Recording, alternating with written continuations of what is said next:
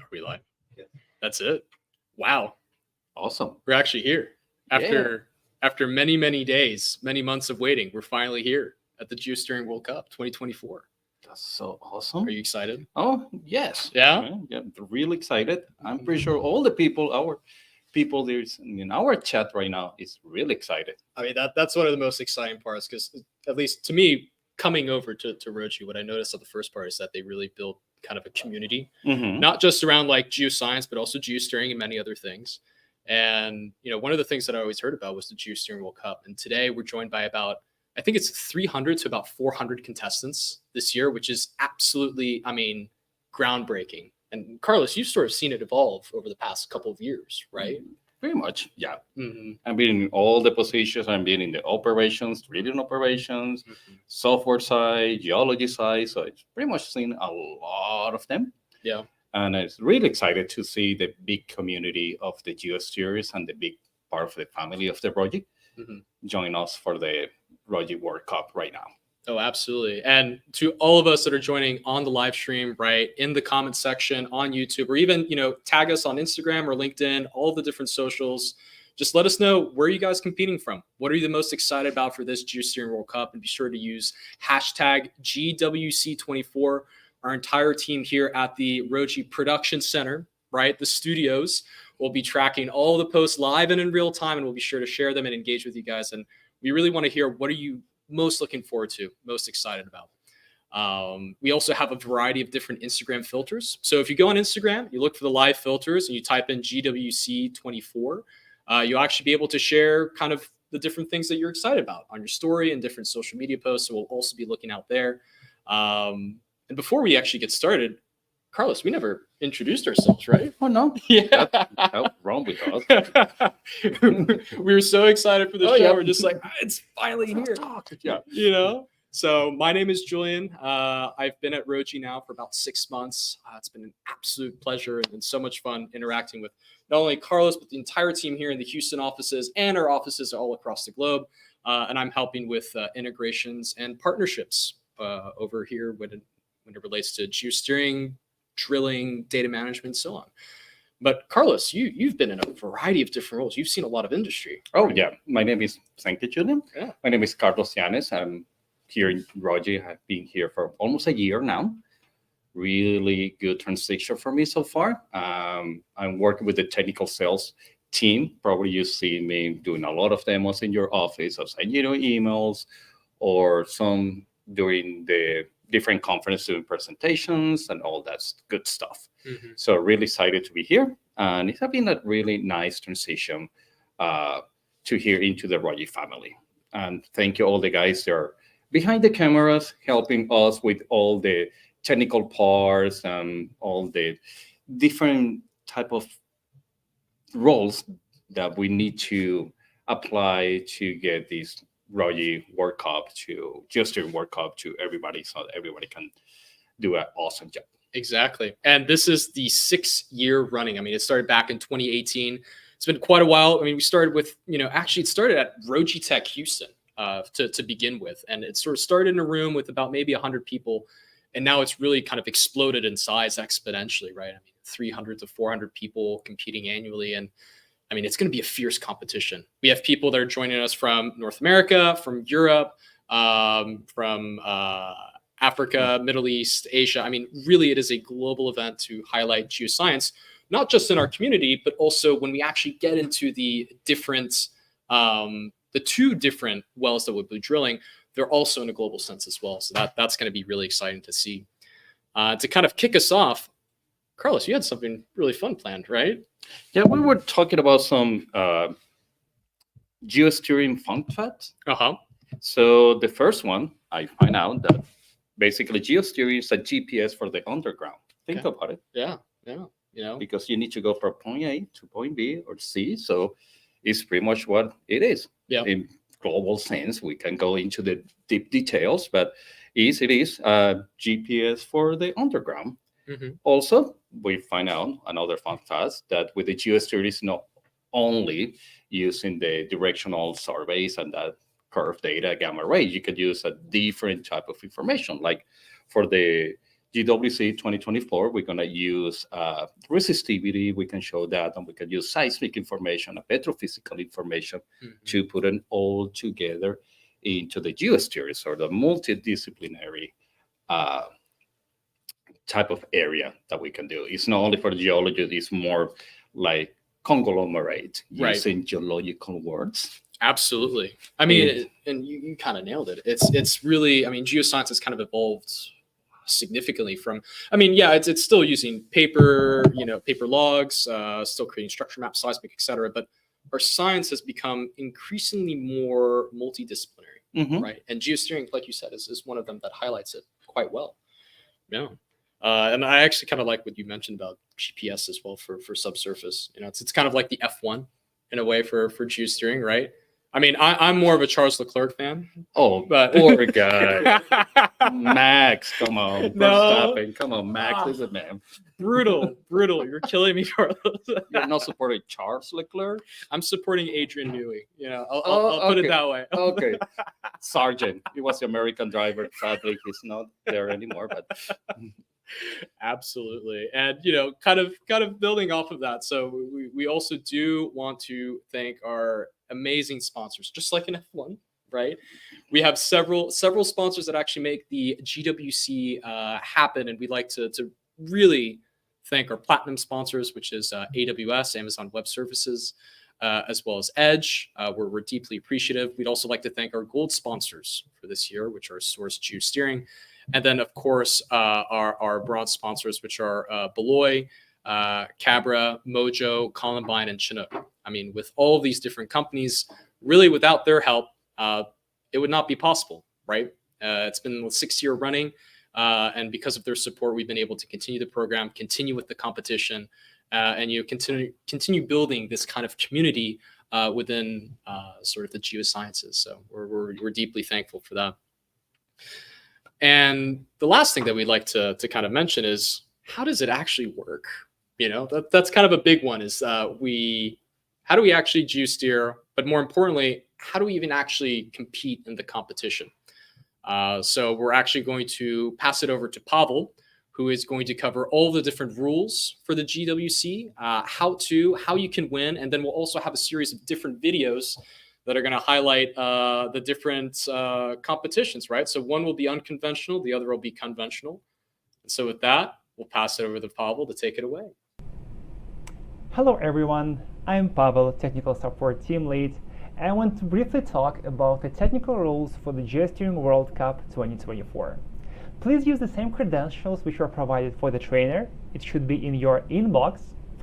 The data will be pushed every 2 minutes, and don't forget to change the DLS to 10 before landing and to 5 DLS after the landing. Each well will take roughly 45 minutes to drill. And please do not create or delete any object from your project. It's already ready for you to geosteer the well. Simply open the project, switch to the geosteering mode, adjust your interpretation 1, place your target line 1 to plan the well, and wait for the data to be pushed. I wish you all the luck during the event. Algorithm. Perfect. Everyone, should I also, before we go back,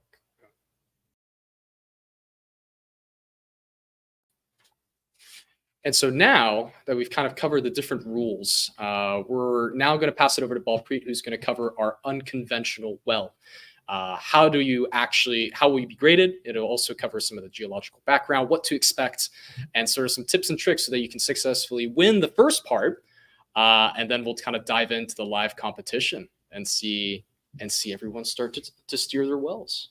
We'll see. Hi everyone, I'm Balpreet Data. I'm a technical analyst here at Roji. Welcome to the Geosteering World Cup 2024. I have the pleasure of introducing the first well steering, which is an unconventional well. This unconventional well is located in the world-famous Western Canadian Sedimentary Basin. This geological region covers over 1.4 million square kilometers, spanning from northeastern British Columbia through Alberta into southern Manitoba. This basin contains significant reserves of oil, natural gas, and coal, making it a cornerstone of the Canadian energy industry. And the target formation we'll be steering into is the Charlie Lake Formation. So before we send you guys off to geosteer this formation, we'll just look quickly at the geology depositional environment. So the depositional environment, so the Charlie Lake was deposited during the Middle Triassic into a shallow marine to marginal marine environment shaped by tidal flats, lagoon, and coastal sapkas. This setting led to a cyclic deposition of dolomite and hydrite dolomitic siltstone and sandstone. So the Charlie Lake can be divided into an upper and lower Charlie Lake, where the upper we'll see more evaporites, you'll see more anhydrites. The lower you will see more laterally continuous sand with better reservoir qualities. So these different depositional environments created made the reservoir rocks highly variable, with zones thinning out or pinching out depending on where you're drilling, which makes it a challenge geosteering staying in the productive area.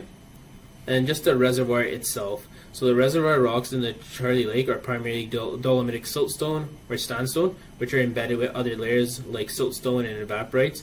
These variabilities on these rock types make geosteering essential to navigate through the most productive zones and non-productive areas. And then the Charlie Lake Formation itself, it is classified as a conventional reservoir, but it does share many characteristics with unconventional play. The low permeability dolomites, the tight sandstones make it difficult for hydrocarbons to flow naturally. A lot of operators will hydraulic frac this formation to boost recovery. Just from research, a lot of operators will drill into the reservoir and into the dolomitic siltstone, or they will drill underneath the reservoir and not touch the reservoir. But when they drill through underneath the reservoir, they're actually targeting the quartz-rich sandstone, which fracks more easily, which allows these fracks to extend upwards into dolomitic zones, which improves overall recovery. Then just onto the geological prognosis, you receive one type well, and then you'll also receive a structural grid, just the top of the Charlie Lake Formation. Just the correlation panel here, you can see the target zone there. So it's a 5-meter target zone with low gamma ray and a high ROP. And so the fault zones sometimes in the Charlie Lake are characterized by large gas spikes and lithological changes. And sometimes if you're hitting a fault zone, you'll see the gamma reading over 300 API. The objective of this unconventional well is to land and drill the well in the target formation while maximizing effective lateral length and staying in zone with the highest ROP and the lowest dog length. So to get first place, so your score is a combination of factors. It includes in-zone percentage and ROP, which is a result of your dog length. So smoother your well bore is, higher ROP, and potentially first place. And some hazards you will encounter is faults and some lateral changes. You'll be given 5 type wells. You'll be given a gamma log, a gamma image log, a total gas, and an ROP log, and then you'll also be given a total organic carbon log to geosteer this well. So best of luck. Hopefully you're number 1.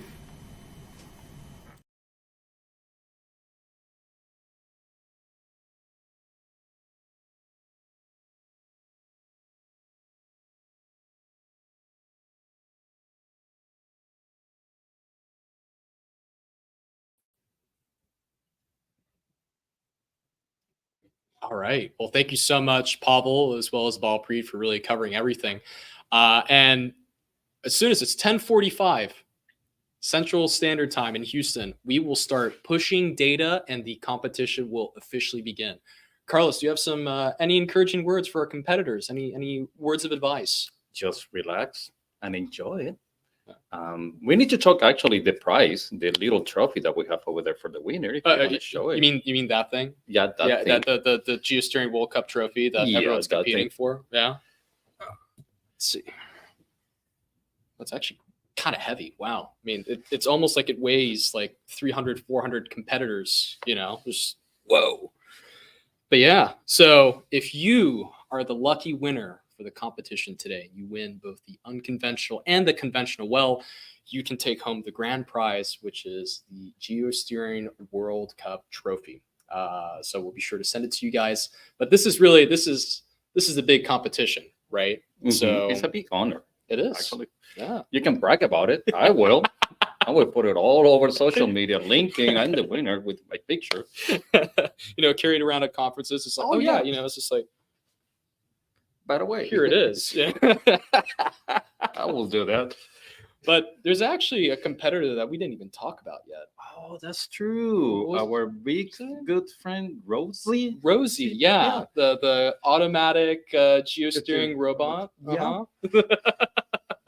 So could you tell us a little bit more about how the auto steering is going to work, Carlos? We have inside the stars here, we use our robot. We call it robot.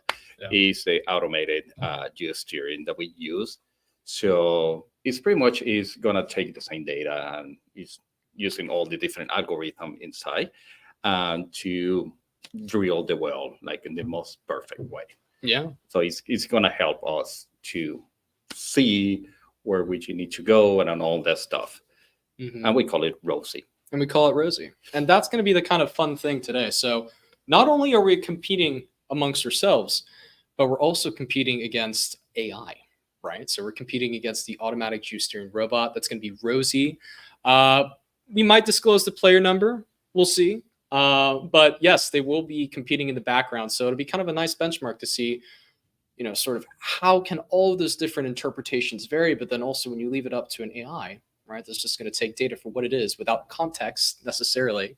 How will that compete or compare against everyone that has many different years of geosteering experience? So that's going to be and not only that, there are geologists, they can interpret different things by themselves. So it's a logical that you can apply. Exactly. So against into a machine to see how your brain think, beat it. Well, and you were kind of mentioning that when we were first kicking this off. It was just like, well, geoscience is so multidisciplinary in nature, right? So it does kind of make you wonder. It's like, okay, well, would a geologist see the data in a different manner because of their context? Yeah. Versus a geophysicist, guilty, versus. Oh Lord, this going to start again here. versus as well as a petrophysicist, right? Yeah. So yeah, that's definitely going to make things quite interesting to see. Alrighty. So I think it's 10:47. Absolutely. So we pretty much ready. The competition probably started like 2 minutes ago, right? Yep. So data should be coming in pretty soon for all of our competitors that are live and online. So you can see it right there in our screen that the data, how they looks like in Starlight, which is the web application for the StarSteer, if you're not familiar. Yeah. So can you tell us a little bit more about Starlight and sort of how it's working, Carlos? Starlight is a fantastic tool, one of the part of the Rogi tools, and it goes kind of hand by hand with StarSteer. So Starlight, you can see like we have it right now on the screen, is the web application. So you can see anything that you do in StarSteer is going to reflect right there into the Starlight, into the web. But we also have the app for the Starlight. So you can see in your iPhone or Android, and you can work and see your well and kind of understand what's going on during the drilling operations. If you're on the front of your computer, you can pull it up your cell phone and take a look. And even Geosteer using a Starlight Pro on the cell phone. You can add your target lines, or you can add your segments and all this stuff in the Pro, and start steering the well using your app. So this one is a really good tool to actually see what's happened with the well if you're not in front of your computer 100%. Right. So you're telling me that in theory, with Starlight, I could be geosteering on the fly from, say, south of France. Yeah. Drinking wine, eating cheese, having a good time. You can have your cell phone and doing your geosteer right there. And I can your tablet. And I can even run auto steer at the same time. You're going too far, but you just want to eat cheese and drink wine. I'm a little bit guilty as charged. I'm a big proponent of rosé and cheese. That's good. I'm also a fan of arepas. That's even better. Yeah. For our Colombians, Venezuelan people that is competing right now. Yeah. Absolutely. And so as we can see, when we're monitoring starlight, right, we're getting some new geological information in real time. And I think this is also a nice reminder to kind of highlight two different things. So again, the competition is based off of your success factor or your success score, right? 75% of that is going to be based off of your percentage in zone, because obviously we always want to be in zone. And I think with this one in particular, it's going to be kind of a challenge because at least within Charlie Lake, right, your lower formation is going to be predominantly containing a lot more sandstone. So it's going to be a little more preferential to ROP. But in the upper section, just like we were covering in the initial video, you're going to have some of that dolomite and anhydrite. That's going to be a little bit nastier when it comes to ROP. And that is the second success criteria, right? So 75% is in zone, 25% is based off of your ROP or your rate of penetration. The last thing that we also want to kind of mention is that when you're making adjustments to your target line, you want to be careful of micro adjustments, which, could introduce some sliding, which could then affect your ROP, right? Even subtly. But we also want to emphasize, maybe not make some roller coaster adjustments, right? So your target line's here and you're going way up here, right? You're going to slide a fair bit. Yeah, you're going to have a phone call for the directional drill and say, hey, what's going on here? What are you trying to do? You're like, hey, are we trying to go to Disneyland? That could happen. I'm pretty sure that guy is not going to be happy, and the company man is going to be calling you too. Exactly, because they're going to think that your target line looks like Six Flags, and that's not ideal. So, no, yeah. Six Flags. but that's kind of the key, right? So you want to be conscious of those adjustments because that could have a significant impact on your RRP, which is still part of that success criteria. So what about you, Carlos? Do you have any kind of like other little tips and tricks, little whimsical wonders to share with our competitors? Just to take a look. I mean, you have a bunch of different curves. Just look the different information that you're getting, because again, geosteering is not only that you're going with the directional survey, your gamma ray. Right now, we have a plethora of information and tools that will help you to see and navigate better. Right. So always keep in mind what are you doing, what kind of information you have. Just check all the data that you have, because more data is probably going to be more successful if you really know how to read it. Mm-hmm. And it's going to help you with that part of the information. So just take your time. This is I know it's a race, but it's also, you want to do like it's successful, like doing really good. Just think about it. Don't rush. Like Julian was mentioned, we don't want to have those roller coaster target lines, because it's not going to look good. Mm-hmm. And the end result is going to be kind of a mess. So just trying to keep it steady, enjoy your coffee or your tea, and have fun. Exactly. That's the whole part of this one, is just to have fun. Mm-hmm. No, I couldn't agree more. And so from your perspective, Carlos, because you've been in operations. Oh yeah. Yeah, and you've had that experience out in the field. What would you say are kind of your most important, I would say, petrophysical tools or perhaps logs for optimizing geosteering? I mean, normally you will get obviously the gamma ray. Yep. Pretty important. Yeah, and the RP curve, you always going to get those when you're drilling. In my experience, always check with your NWD, kind of the parameters that you have in your curve too. Mm-hmm. What are they actually setting up? So you're not going to have any surprises right there. Right. If you can, I mean, if you want to see more petrophysical, if you can run density neutral, if you have resistivity tools, you can run it. The good thing about is inside Start Steer, you can bring all those resistivity tools and displaying, and we have different beautiful models inside Start Steer that you can apply and help you a lot during your geosteering part too. Yeah.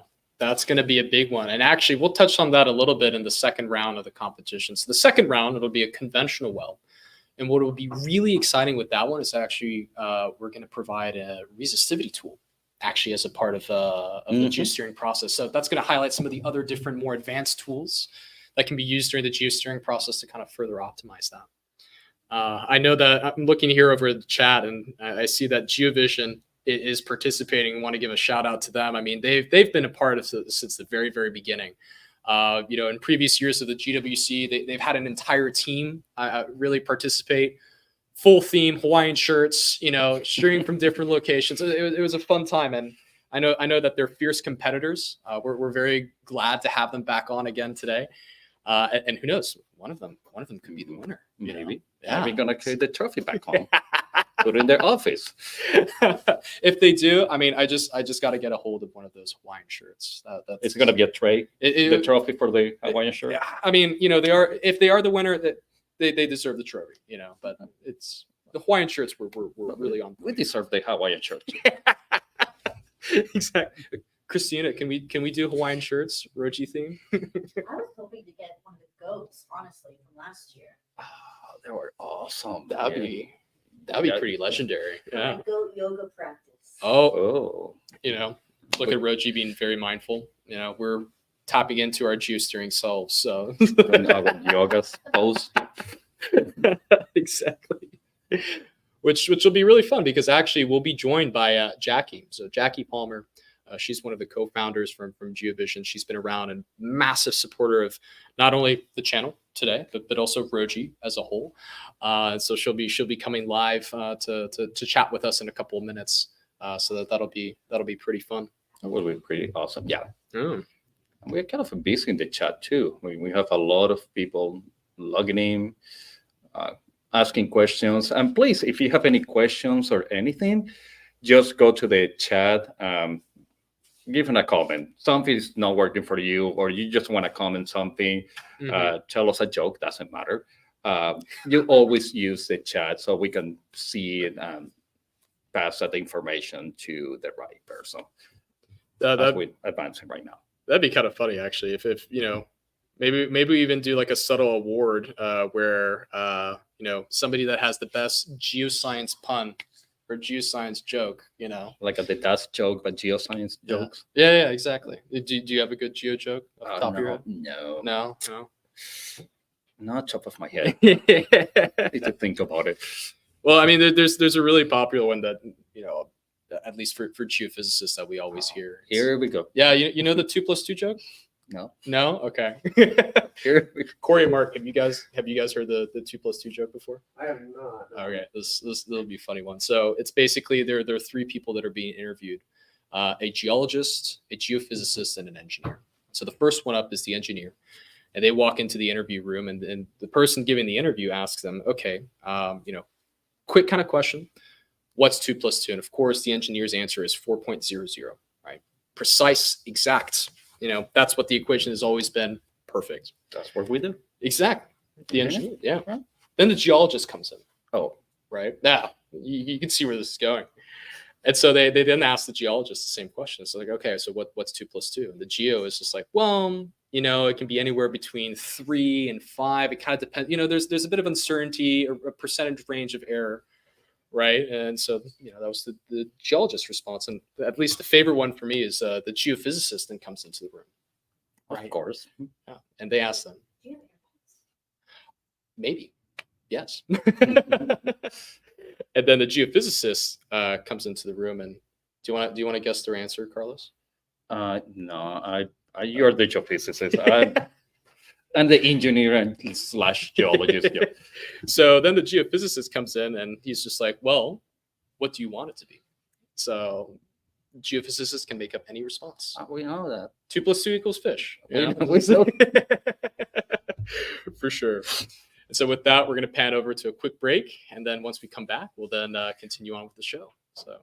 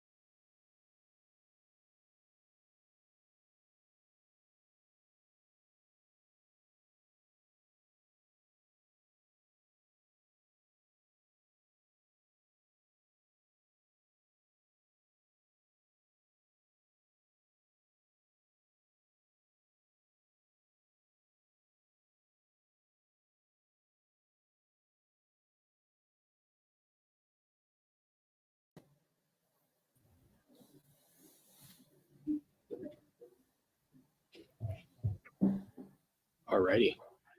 Hi, everybody. Hey, Jackie, can you hear us? Okay. Yes. Can you hear me? Yeah. Good morning. Okay. Good morning. Oh, man. It's a beautiful So day. exciting. Yes. Absolutely. So I can't believe we're joined by the Jockey Palmer. I mean, this is an honor. I didn't even win, you know, like Sean and Sam Tracy, and we give Ryan Nostrin credit too. So, yes, but Oh, that's amazing. it's kind of funny. How are you doing today, Jackie? Good. How are sorry, you guys doing? No, I'm just chit-chatting away, ready to find out the winner, killing time. Oh, yeah. No, we're all excited for that. And, we're watching all of our different screens very closely. We're looking at Starlight. We're looking at the dashboard. We'll actually showcase that a little later in the competition, to see how everyone's ranking. But yeah, it's going to be an exciting one. We're really looking forward to it. What are you the most excited about for the competition today, Jackie? Well, the guys bet me that I couldn't say Taylor Swift lyrics this entire interview, so I was going to figure out how to word those in, but they did it right before, so I don't think I'll be able to. Honestly, I think I'm most excited for, with the Olympics and everything. I've been very patriotic this year, so I think an America win. That's not North America, guys. And I always think whenever I see these and we have a Canada I always think that that's like Janelle's doing, and so I want a North America win. It might just happen. Who knows? So, yes. Well, I want a Geovision win, obviously, but we'll America trophy. So. Exactly. But yeah, it's anyone's game, so yes. we'll kind of have to see. Kind of building off of that. I mean, so Jackie, what inspired you to, one, be a geoscientist, and then from there, do you have maybe a favorite outcrop or favorite mineral or rock that sort of throughout your experience that you've kind of had preferred? Or I really switched my major to geology because of the program. University of Florida, go Gators. It was a lot of fun there, and I know there's kind of a lot of Gators in oil and gas, which is weird because it's not like an oily school. So I think the people actually, is that a way of saying that for geoscientists? You told your joke earlier and I realized my camera was on, but I was legitimately laughing. And I was you know what I mean? I mean, I feel that exactly. That's kind of the reason I did geology. Is really they're a fun group of people that are there to help. Obviously, rocks are pretty cool. But yeah, no, I completely agree. Yeah, is the Gator sign like this? With University of Florida? Yep. Yeah. Oh yeah. There's no college football this year. I'm just telling people that so that way they stop watching the Gators. Yeah. Yes. But sure. yeah. Okay, and favorite outcrop, I am going to say the Marcellus, just because I am. I think it has the best one. I can't remember where. I want to say it's Leroy, New York, where they have it. It's in the water, and you can just see the shale, and it's perfectly. What's the word? But it's just perfect Marcellus outcrop. So yeah. Okay, I've actually never seen a Marcellus. So that's awesome. I'll send you some. So I have to go to Leroy. I will trade you. I will send some Eagleford, Buda limestone outcrop. Oh, I have a lot of that because I'm an Eagleford ops geo. That's my thing. But But But is that your favorite outcrop? I would have to say mine would probably be in the Paradox Basin in Utah. I saw a lot of those different salt dome structures and overturned beds. And there's some beautiful Aeolian depositional features there that's it was really cool to see. Yeah. Nice. All right. Utah's always the right answer, right? So yeah. Yeah. But then again, in Florida, you have beautiful, ooids that are right off the coast. I mean, phenomenal carbonate depositional environments there. Like a really young environment, the position for carbonatics. Yeah, exactly. Sandbars, Best field all that trips stuff. for sure. Like, do you want to go to the Bahamas? It's like, okay, I guess. You know, that's actually really funny because in grad school they gave us that option. So, you know, go to University of Florida. I mean, for real. We went to OU, right? Yeah. OU fan here. You know, U of H, true to my roots, go Cougs. So, Oh, well, I love that. Excellent. but that's amazing. And so, Jackie, what have sort of been kind of your favorite parts of operations? I mean, obviously being a co-founder of a phenomenal company, right, with Geovision, growing to this size, being one of those major big service providers with an industry. Kind of what is your favorite part? Is it being out in the field? Is it geoscience data? Is it kind of data operations? Which one would you say is kind of the most passionate about that? Well, I think it's the puzzle because operations geology is what puts all the pieces together. You know what I mean? So it's like I had this like meeting where I talked to the operator and I asked them specifically what they want in a well. And sometimes it's 100% in zone, right? Which is easy. Let's do that. But sometimes it's, hey, we need a really straight wellbore. That's what we need. We need it straight, and we lost some time to some uphole stuff, so it needs to be fast and smooth. And I can give you some wiggle room, 5 feet out the top. As long as we keep this very smooth, very very straight. And it's like, okay, well, what are all the pieces that go into that? Which. Okay, so we need to drill it fast, but we do obviously want to be in zone. Okay, well, who's the DD? Oh, the night DD is a cowboy, so I got to give him this line. I got to do that, and I got to change it for this person. And for this report that's going to this reservoir engineer, I need it to look this way. And ops geology and operations is putting all that together. I like the puzzle, which is funny because I hate actual puzzles. Like I can't even sleep if one is like half done. I can't do it. What about Legos instead? No. Again, if I don't finish it, I don't sleep. It's like knowing it's on the kitchen counter, half done, or kitchen table is like, no, I can't do that. I feel that. Yeah. But that's actually really good. Anxiety. It is. Yeah, it is like a puzzle. So. Would you say that's your steering style? And like I steer by anxiety. Yes. Anxiety and caffeine. Yeah. Oh, okay. All right. That's a good answer. For sure. So coffee, or have you had like the new Coke that tastes like Oreo? Wait, hold on. Just an Oreo flavored Coke. Yeah. I didn't know this. Yeah. You've been out of the country for 2 weeks and everything changed, man. Everything's different now, guys. Okay, I'm gonna have to go find that after the stream. I can bring you some, and some Marcellus. We'll do a trade. Yes, I would love that. Okay, you're gonna get the weirdest care package ever from Geovision. So. I know that would be phenomenal. And again, we've been so glad to collaborate together. And it's been phenomenal. And again, we're really, really appreciative of your time, Jackie. One, for your support. I mean, you've been one of our biggest proponents in the GWC, and we're glad to host you again, to have you on the show. So we really wanted to express our thank you for that. And kind of to wrap it up, do you have any kind of tips and tricks, final words of advice for our competitors in the room? I mean, I know Geovision is a force to be reckoned with in this competition, but do you have kind of some insider tips that you can share with our competitors?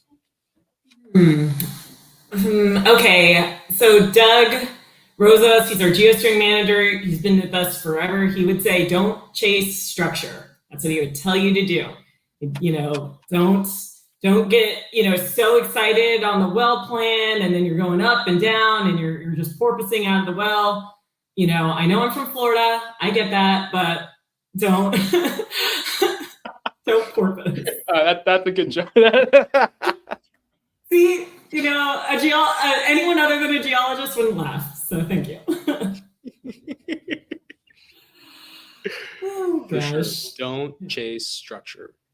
That's what he would say. And honestly, so Sean, maybe not the year Sean won, but the year after, like, I was so good on the conventional or on the unconventional, and then I didn't take Doug's advice on the conventional, and I did a terrible job. And I was like, man, I could have had that, and then I could stop hearing about it from Sean, you know? And like, I didn't take his advice, and I didn't do super well, and he's never let me live it down. So now I have both of them not letting me live it down. Thanks a lot. Gotcha. Yeah, Well, that's thank you so much, Jackie. We really Good appreciate luck. it. Good luck, Thank competitors. you again. Good luck to you guys too. You know, you got to keep us engaged for several hours. That's hard. You know, I appreciate what you guys are doing too. So, I mean, when you got great guests, you know, like yourself, Jackie, it makes it that much easier. So I'll send you more geology jokes and puns. So. yes, please drop them in the chat. Tag us on LinkedIn, Instagram. We're here to engage with you guys, and we're looking forward to it. Well, thank you. Anytime. Thank you, Jackie.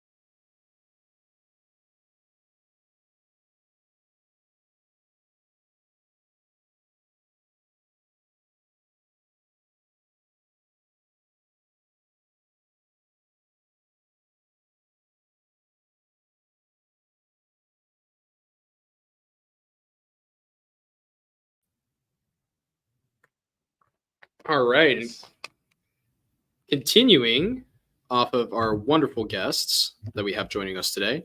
So we are joined by none other than the previous year's host, actually.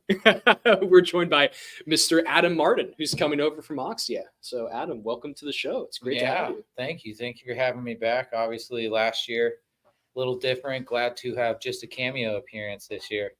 I know I don't envy you. It is a little stressful. You're doing great so far, but it's a little stressful getting it set up and getting it going. So yeah, I mean, you left some pretty big shoes to fill. You know, it's well, you got to remember, I followed after Keith the year before, and Keith is a very enthusiastic, optimistic person. So when I was watching his videos, I said the same thing about him, and I was like, "Oh man, I got the biggest shoes to fill. How am I going to do this?" But luckily, like you have now, co-hosts help. You know, they help bring it together. They help us kind of all stay cohesive. So I had some good help last year as well. So it wasn't all me. You're doing great, by the way. Appreciate it. And I mean, it's great to have you back. You know, kind of seeing how the show has evolved, because I mean, you even saw it like when Keith was doing it as well, right? Yeah. So you've seen really the whole kind of growth of it. throughout the past couple of years. Yeah, your guys' setup here is pretty sweet. We last year was a little COVID time, so we had some technical difficulties. We had to scramble and do a lot of remote stuff. But I like this setup. If everyone else could see, I mean, the amount of technology going around here is pretty wild. So I mean, this isn't the only year you can come back. You can come back again next year. We're glad to have you every year. Yeah, sign me up. Yeah, you guys let me know, and I can be here whenever you need me to. So for sure. And just like you mentioned, I mean, massive shout out to the Roji Studios that are here today, our production team. I mean, Christina, Mark, Carlos, Corey, even in the background, right, with Pavel and our development team, they've been able to really pull this all together, put a nice little bow on it, and all we have to do is log in, adjust target lines, and it's kind of like, how do you even get set up to that point for 300 people? The back end developers, guy, you applaud him, we all applaud him, everyone in the behind the scenes, because they saved my butt last year too. So there's a lot. I had a lot of questions. I was like, what's going on? But no, it all worked out. It was great. So same here. I feel like this is like, bless up. Thank you for the developers. Without you guys, we couldn't do this. But yeah, man. So how does it feel being back on the GWC? It's great. The GWC. I mean, it's what Roji has done, what everyone has done here. Bringing together the GWC, bringing everyone together. And how they've been able to tailor the competition and everything like that is pretty wild. And being able to then also add all the ranks, do everything so you can see who's winning, the leaderboard, everything like that. It's a really innovative kind of process to make sure everyone, is working in the same environment, doing the thing. And I'm impressed every year by how this stage grows, how many people are involved, how we rank them and do everything. So I'm always impressed. I love being back here. Roji's near and dear to my heart. So it's a good time. It's a fun time. I can feel that. I completely understand. Yeah. And actually, if we can pull up sort of the live scores, kind of the table dashboard right now, I think we have actually some friends over at Oxy that are ranking pretty high right now.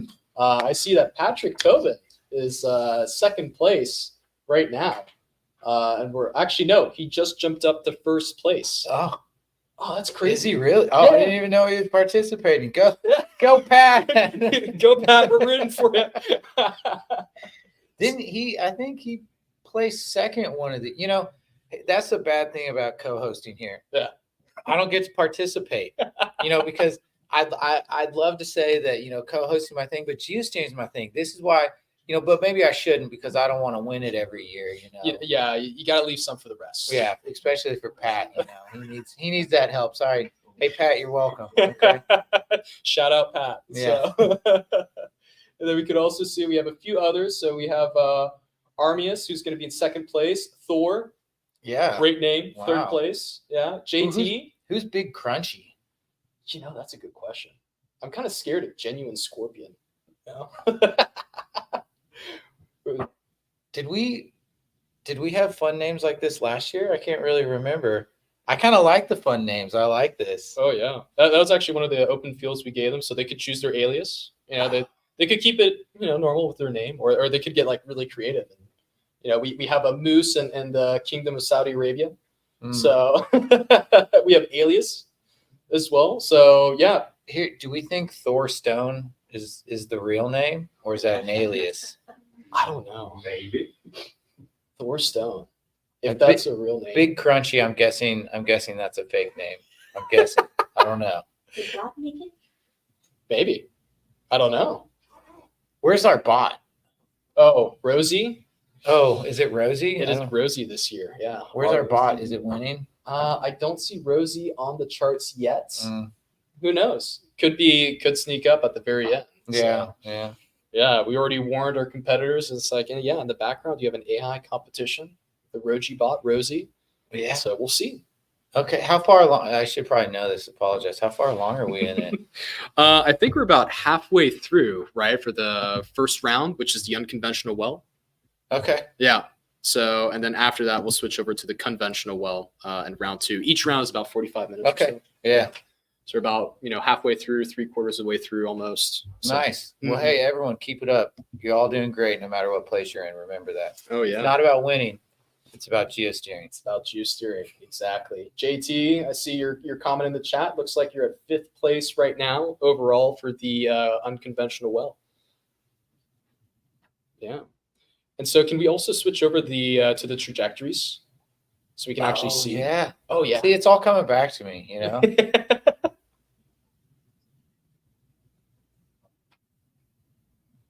Yeah, so we can take a look at all the different trajectories that are within the unconventional wells. And this kind of shows kind of the variety in subsurface. Whoa. We have a roller coaster. Oh, there's Rosie.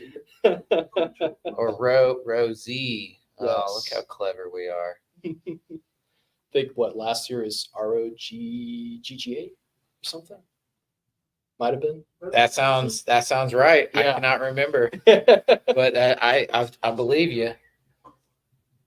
Oh, wow. So, I mean, at least here it's showing that it's pretty consistent trajectories. I mean, Yeah, there's a couple doing some weird things, but yeah. that's everyone's center pack there, rolling along.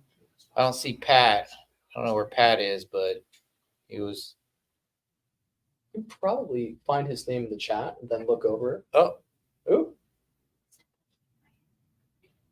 But it looks like some others, maybe seismic would have helped for some of those other trajectories and kind of keep it in zone. oh, yeah. Did they get? I should know Well, all this. So the thing is seismic, I believe, is only in the 2nd round.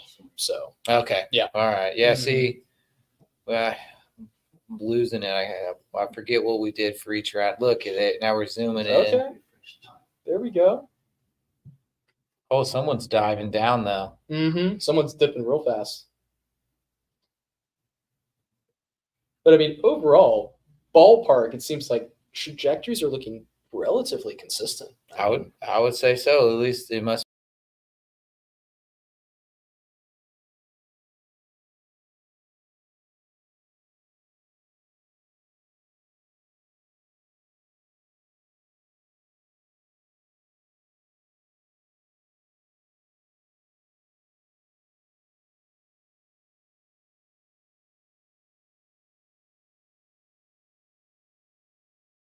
But seeing who's in first, who's in second. So it's good times. And like I said, from the Geosteering World Cup, it's been really impressive what Roji's been able to do and bring everyone together and really showcase, how you can steer, what you can steer with. And like you said, I guess seismic is coming up on the next one, utilizing it, and I bet I didn't see the intro, but you guys probably gave them hints and teasers on how to do everything. So I kind of remember that, which I think Carlos and Corey, who are now back in support, you guys did the intro on the last one, right? The Geo intro? Yeah, it was being about free this year. Okay. Oh, so you still did it this year? Yeah, I should have. Yeah. I was too busy commuting out here. I should have tuned in. I'm sorry, guys. I'm ruining it. Oh, no, we're really glad to have you. So kind of building off of that, I mean, what sort of inspired you to become a geoscientist? I'm a very hands-on person. I think, my type of work and learning is really getting in deep and being hands-on with data and kind of how I do things. And that's, going through school and then internships. I did a lot of data analytics. I did a lot of, lab work and getting out in the field, getting your hands on the rocks, learning, and so I think that's what really drew me to it. And then I got a job in it. So that was great, but no, I think the hands-on approach, being able to really have a lot of tangible information, and then obviously operations just kind of fell into it. And we didn't, dating myself here, but we used other applications besides StarSteer. And once we transitioned into StarSteer, I think it was one thing that I really liked is the ability of StarSteer to showcase,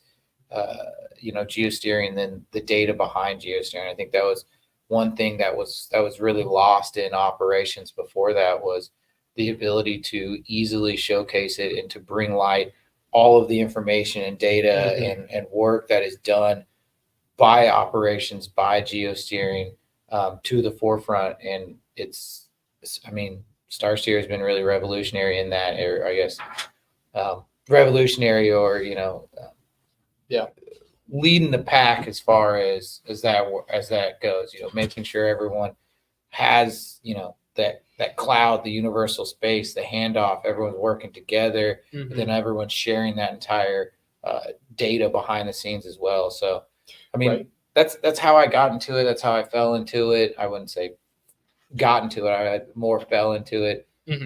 But just the way I learned, my hands-on approach, everything kind of pulled me into geology for that first little bit. So nice. And I mean, you kind of nailed it right on the head. It's at least now, it was kind of already the case beforehand, is that geoscience has kind of evolved into this very multidisciplinary role.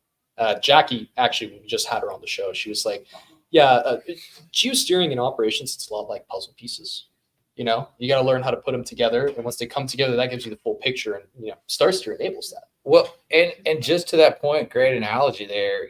One of the super rewarding things is, the finished product. Yeah. You're building it, and, again, great analogy, the puzzle pieces, everything going together, and how you solve that puzzle. You can use a million different tools to kind of help put those pieces together. And, a big rewarding part of it is that final, puzzle. Once it's all together, once you've delivered that well, you have a lot of accountability. You have a lot of pride, hopeful pride, in what you've geosteered and what you've delivered. So exactly. Yeah. And that's the most important.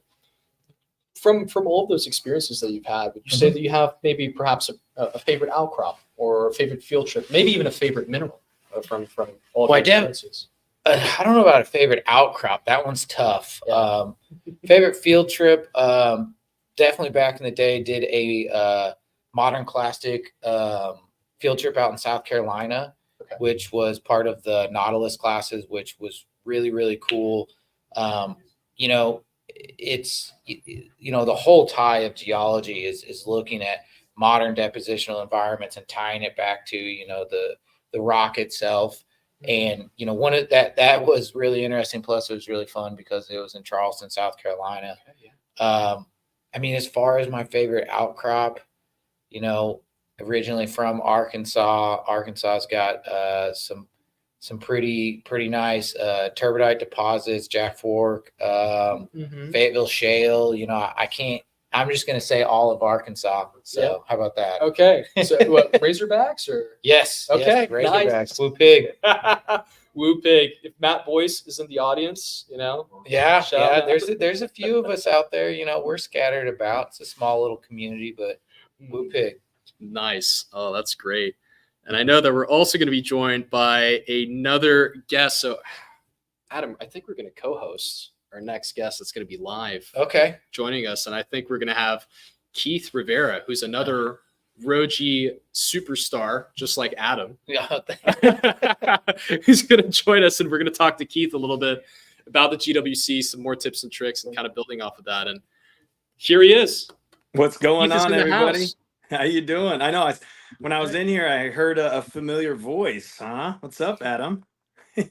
How's it going, Keith? I'm doing as you can tell, I'm on daddy duty right now. And this is my lovely. I know. Congratulations.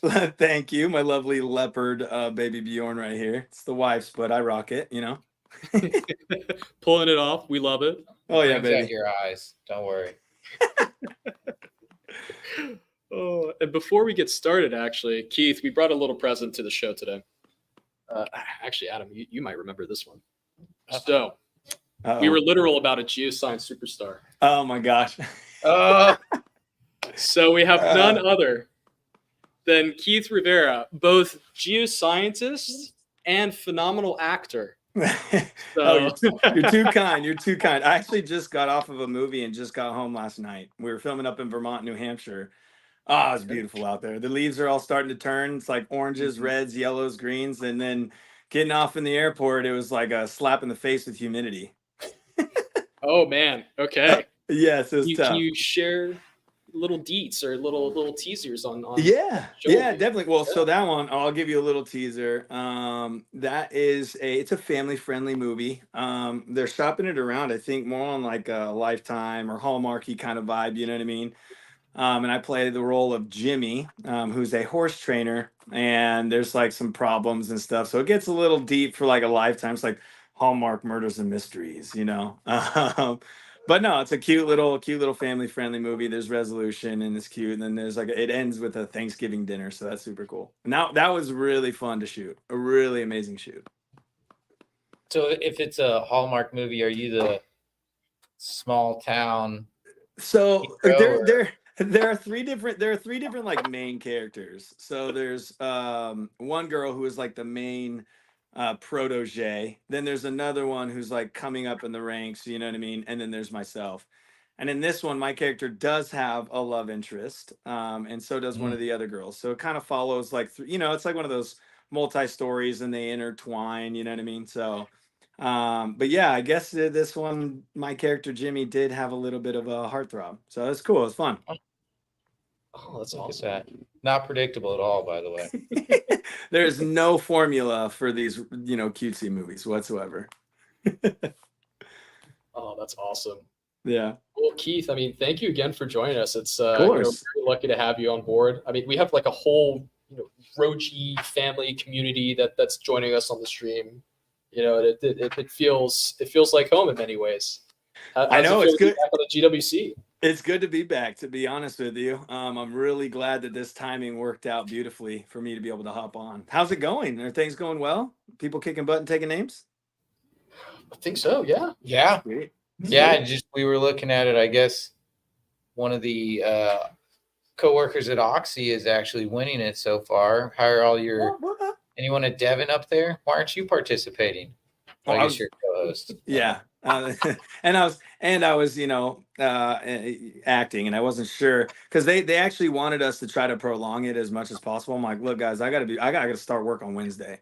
But they reserved a few days in case we needed to have some like pickup shots, you know what I mean?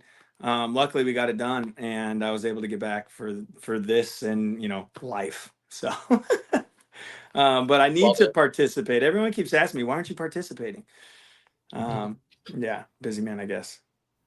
I mean, we've got like a whole lineage of GWC hosts. I mean, Keith, you were hosting it back in 2022, right? Yes. Yeah. Yeah. And then we also had Adam, who was last year, and then yeah. Oh, so we got the hosts. We got the host on right now. I love it. Yes, this is the whole host. And we have you here in spirit. So I love it. I love it, dude. I need. You know what? I need to start mailing you guys other posters. You know what I mean?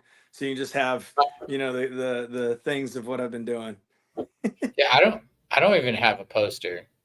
How do I obtain one of these? Yeah, so Julian, I don't know if you know, Adam and I'm sure you know this. Adam and I work together at Noble. So we were using another software, and then I brought StarSteer in. And so Adam and I were like the StarSteer users over at Noble.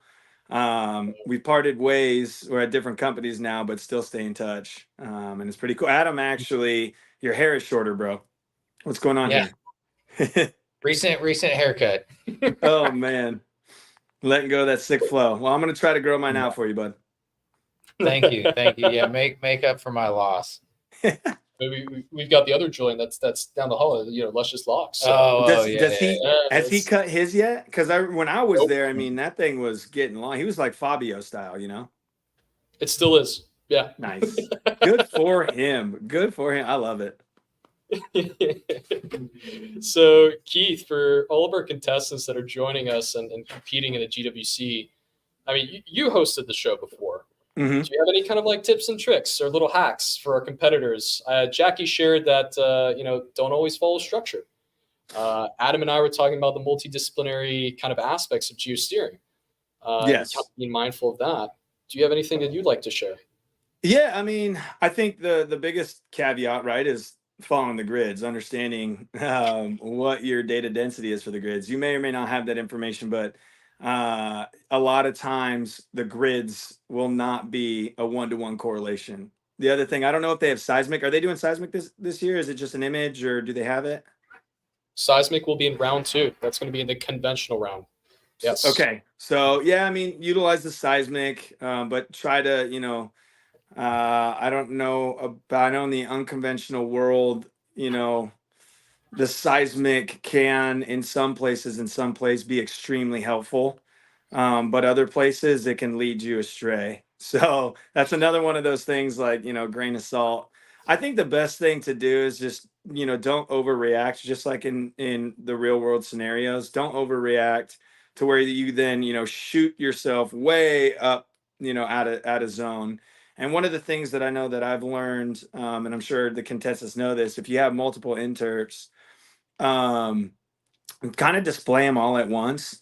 And what I've tried to do is almost like kind of like a heat map where those interps are overlaying each other, especially if you don't know where you are.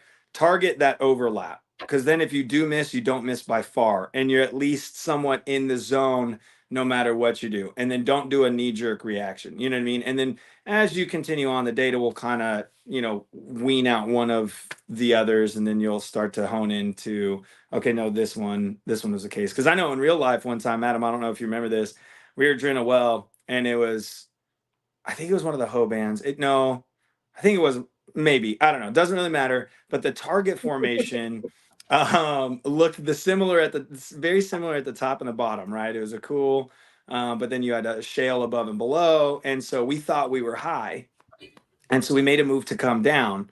Well, that was the wrong move, and I zoomed back because it started following, the interpretation started following wellbore. That's another thing for those of you out there. I don't know about your experience level, but if your interpretation is kind of following that wellbore, that's probably your first sign that your interp is not correct. So it was doing that, and we ended up being like 40 feet low, and I called the drilling engineer. I'm like, we got to go up. And this was an up dip well, and I was like, nah. And so all those caveats of like, don't always follow structure, if you're starting to deviate like that, they were all kind of ticking up. And then it was like, wow, way too late. And all my drilling engineers was like, what are you doing? Where are you putting us? I was like, my bad, guys, I'm sorry. Yeah, do the best you can. Don't overreact. I mean, one of the things when we talked about, so like Keith said, we worked together at Noble for like 5+ years. In the geosteering world, I kind of alluded to it earlier. There's a million different things you can use. You have in your toolbox, you have seismic grids, multiple offset type logs, offset horizontals. Like Keith said, understand your data density, and it's about utilizing all those, looking at them as a whole piece, and kind of making decisions off of each one, but then weighing what you feel is the strongest correlation. So if the seismic looks the best, or it has really high resolution, and your vertical resolution matches or similar to your target thickness, then maybe it can tell you more than your gamma ray correlation. Or if you have a really high density grid made off of a ton of offset wells, your grid may tell you a little more. So prioritizing those different tools from your toolbox helps build it. And then one of the kind of small pieces I always do, especially when I land a well, whatever you think the change may be, cut it in half. Okay? Yeah. Because you can always help incrementally make little changes later. So if you're landing it and you're doing your thing and you're like, oh, it looks like 40 feet, be like, hey, at this stand, let's cut 20. And the next one, let's cut 10. And you can kind of slowly make that. Unless you're, an all-star geosteer like Keith and you're 100% on point every time, make those small changes. And it'll really help you in the long run so that you don't, like Keith said earlier, overshoot. Yeah. And so that's one of the things I always help tell people or follow myself when I'm landing wells or when I'm geosteering is don't overshoot, utilize everything in your toolbox. Mm-hmm. You guys probably went over everything that they have available. Mm-hmm. Utilize it, but prioritize it. The other thing, Adam, to take note, like another trick that I like to do, it's a little, not everybody likes to do it, but in Starsteer, you have the correlation panel. where you can display all your wells. So be cognizant of what wells you have like along your well bore, because I don't know exactly where the fields are in this one, but I know like my experience in the Delaware and some other basins, you get a lot of lateral heterogeneity, right? I mean, you could be like next acre over, and all of a sudden the gamma ray character of that formation looks wildly different. So what I like to do is in the geosteering window, on the vertical tracks, I like to put the other type wells up, and then I like to kind of flatten or type well reference to the target top, so you know while you're steering in that window how the target changes, right? Instead of having to flip flop back and forth to correlation panel or not. The other thing is, I don't know how many faults are out there in this data set, but gamma ray will show it, straight vertical line. Sometimes drilling data might show you, sometimes even wellbore geometry, depending on how many wells are in the nearby around you in the data set. But like looking at some of those other wells, display those other wells in the interps. Try to, like Adam said, just try to use any and all data at your exposure to try to allude to what the heck is going on. But the most part, dude, have fun. Don't overthink it. Listen to your gut. Yeah, have a good time. Awesome. Well, thank you so much, Keith. We really appreciate you having back on the Geosteering World Cup, kind of having all this great lineage of different hosts. I mean, I'm very humbled to be amongst you guys. So it's an honor to be able to host, see you guys interact, learn from you guys. So it's been a pleasure, and we're very thankful to have you, Keith. Thank you. Well, thank you for having me. All my Devon folks who are out there, if they're steering, good luck. Kick butt, take names, represent. Because I think last year, actually, we had some Devon folks that did pretty good. So let's go. Oh, yeah. Yeah. Yeah, baby. But enjoy the show, guys. All you contestants, if you're watching, have fun. Sorry I can't see your faces, but love you guys. And yeah, have a blast. Kick butt, take names. See you later, Keith. All right, y'all. Thanks for Bye. joining. And that kind of leads us to the next point, right? Let's look at where we are with round one as we kind of close it out. So we're going to pull up the leaderboards that we have. We're going to kind of take a look at them. And Adam, what are you kind of seeing on the board? Well, looks like our Oxy cohort has helped 91 point. Oh, look, Pete Tobin's killing it. JT, I don't know who's JT. You're also killing it. What happened to our Big Crunchy moved down some? Yeah, just a little bit. I'm rooting Pete, Pat, love you, but Big Crunchy, let's make a comeback. I'm rooting for Big Crunchy all the way. I don't know who you are, but I like it. We're rooting for Big Crunchy. So what's actually really interesting here is if we look at the top 20 players, so we saw that Pat Tobin was number one overall with the success score, right? And JT was second. But when we look at the percentage in zone versus the average RRP, JT actually had a better percent in zone, whereas Pat had a better average ROP. So it kind of shows you how those different factors are playing into the final success score. But I mean, phenomenal performance by everyone. I mean, a success score of 91, that's really good. I mean, percentage in zone scores too. If you just look at the top 20, 85% is the lowest for the top 20. I mean, that's pretty solid, live steering. So amazing performance, guys. Congratulations. Yeah. So Jeff, I see Jeff over there, percent in zone. He's an ex-Roji. That's right. He's making it. Yeah. Hey, Big Crunchy, let's get those presented numbers. Oh no, you're falling on the ROP. Get those ROP numbers up, man. Minimize slide. Get them up. Come on. Avoid the for you. light. I don't know who you are, but let's do it. For sure. And with that, we're actually going to, and kind of Keith touched on this a little bit, like the different views of, visualizing data alongside one another. We have one of our experts in drilling, Asim, who's going to kind of give us a live overview of one of our other kind of solutions, which is called Drill Spot. So we noticed that we've been looking at a lot of geoscience. Great. But also to give context to that geoscience, it's important to also understand kind of the drilling parameters that are kind of related to that. Mm-hmm. And so now we're going to pass it over to Asim, who's going to kind of give us a live demo of Drill Spot and how it can actually help during the Geosteering World Cup. Little teaser, maybe it comes next year. Who knows? Oh. Yeah. Oh, maybe. You never know.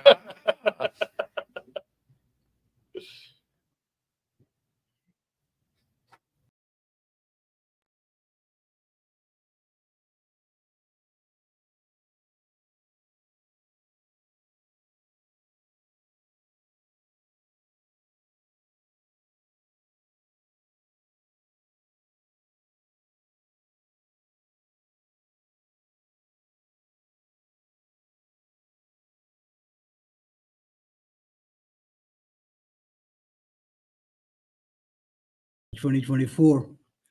So I guess one of the things that, what Keith brought and what Julian and Adam brought to the table was being able to see the data, not just the geosteering data, but also seeing the other real-time data that is coming from the rig while the well has been drilling as such. And so most of the times what we see is like you're using one application, which in most cases is StarSteer for geosteering the well. And then you're using some third-party application to see the data in real time. And at the same time, using some other application to do some drilling analytics as such. So to bring all this thing in one single platform, we have designed and developed our latest application called as DrillSpot. And in that, you can monitor the well while you're drilling. You can optimize it in real time. And at the same time, see the progress of your trajectory as you are drilling this well. So here you have all your data traces coming, streams coming in and tracing along these tracks in real time.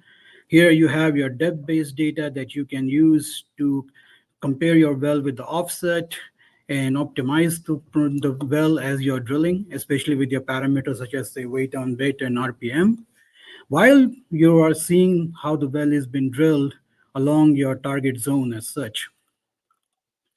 So one of the main things about DrillSpot is that since it is on our solo cloud, we have been able to seamlessly integrate the geology from the StarSteer onto the DrillSpot. Whether it is real-time geology or planned geology, if you have it in your StarSteer project, you can see it right away on your DrillSpot and then analyze the operations and use it to even optimize it as the well has been drilled.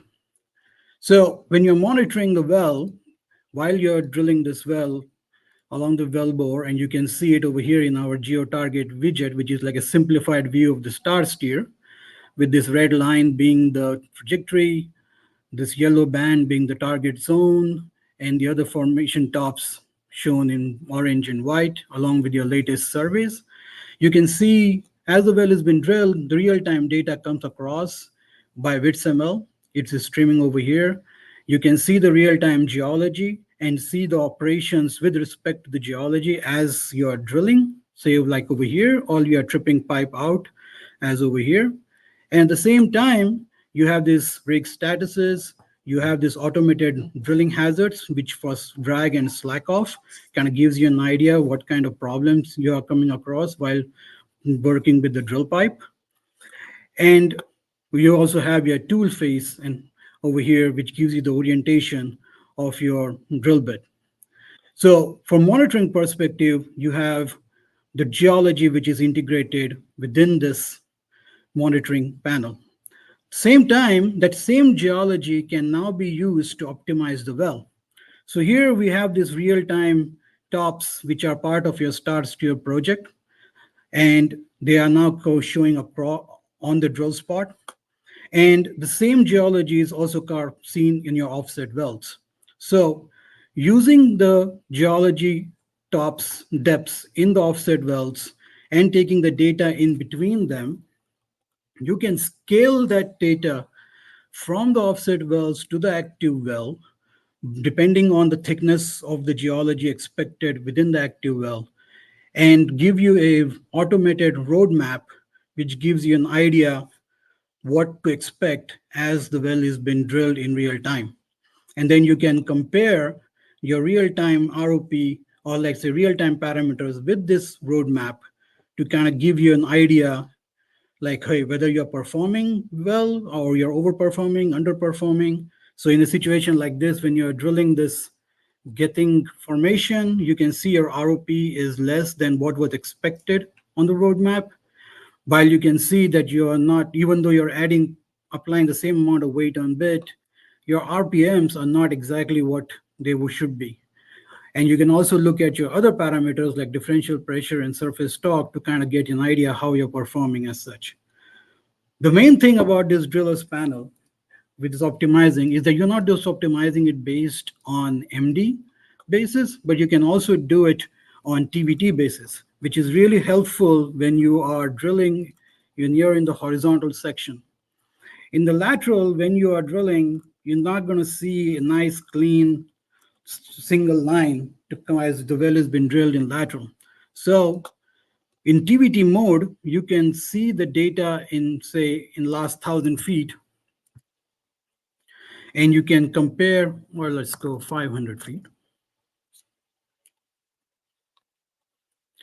And you can compare your real-time parameters with what was seen from the offset wells.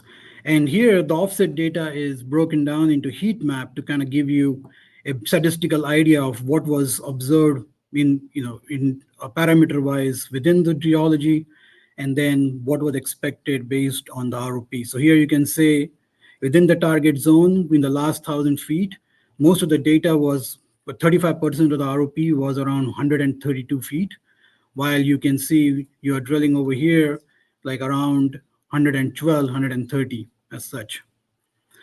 And the last part of this drill spot is the breakdown of the data using not just the geology, but also using your different BHAs and sections. So here we have a project statistics. Here you can see your data, days versus depth. One of the main things that we have done is essentially break down the data by geology. And so you can here see how much time you were spending reaming and back reaming. Here the ROP based on the different formations that you were drilling. You can select between just single formations, or you can even go by sections to give you an idea how your average ROP was within the geology. And to help the drillers, we also have automated slide sheets and run card, which can give you a clear idea how your motor and mud motor and RSS is doing as the well has been drilled. So this is the drill spot. All right. Well, thank you so much, Asim, for giving us a nice overview of drill spot and kind of really contextualizing how geoscience and drilling data can kind of harmonize together and give a clearer picture of the subsurface. So we're really glad that we could have you on board and kind of showcase it. So thank you so much. And with that, before we kind of continue with the program, Adam, thank you so much, man. Dude. No, thank you guys. And I mean, like Asim just showed, man, the innovation that Roji's doing is just wild. Every day it's a new feature, new product, whether it's, innovation just on bringing the geosteering world together or geosteering community together with the Geosteering World Cup, or, helping unify all the data and bring drilling results in thanks to Asim over here. It's I'm happy to be here. I'm happy to be part of the innovation, and, so happy to look back at my time, but it's a great community here and a great product. So thank you guys for having me. Always. And thank you for joining us. So, all right. Really appreciative. Bye, everyone. Bye, at least for me. Just me. One of our awesome guests. So thank you, Adam. Thank you guys. See you guys in a bit. So yeah. Absolutely. All righty. And so with that, we can officially announce the round 1 winners. But before we get to that, just like OxyClean, wait, there's more. So we'd like to also give a plug to our platinum sponsor, Edge Systems. They've been phenomenal. I mean, extremely supportive of the initiatives within the Geosteering World Cup, helping us with a variety of different things. They've been really helping across many different services, right? Whether it's remote services, geoscience, geosteering, mud logging, Edge Systems has been phenomenal, and they're kind of your one-stop shop for many of those different initiatives. So we're deeply thankful for that, and we really appreciate you guys. So we wanted to make sure that we give you guys a shout out for being, 1, our platinum sponsor, but 2, being one of the enablers for the Geosteering World Cup, not for this year, in previous years, and hopefully for more to come. So thank you to Edge Systems. And with that, now we can finally announce the round 1 winners. Are you ready, Carlos? So we're going to start in 10th place with a score of 81.72%. We have Kevin. So congratulations, Kevin. In 9th place with a score of 82.3, we have player number 177. In 8th place, with a score of 82.56%, we have Armeus. In let's see. Yeah, in 7th place, thank you, we have Thor Stone with 82.64. 5th place, shout out Big Crunchy at 82. Big Crunchy.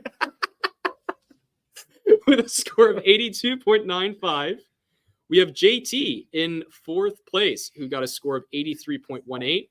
Our Rad Geo, who was in 4th place, so 83.45. We have ARAT S, that was in third place with 84.05.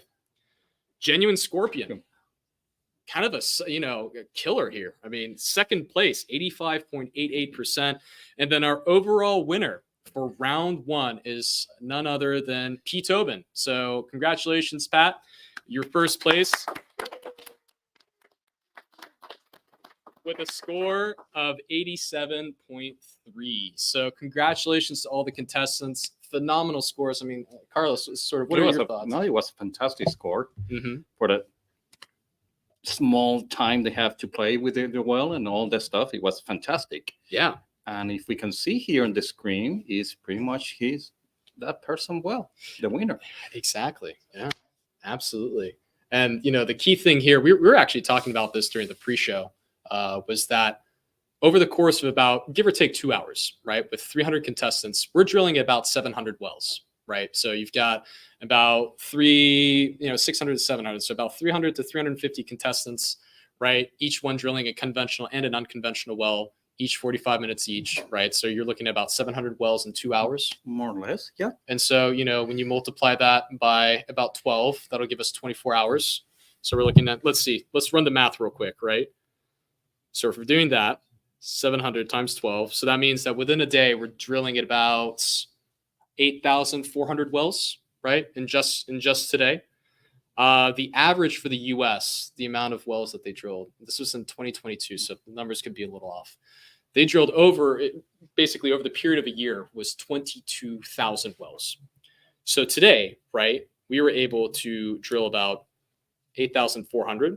And when you multiply that by about 365, that means that throughout this entire simulated game and environment, if we were to run this for 365 days continuously, with the same amount of contestants, we would drill over 3 million wells, right, over the course of a year.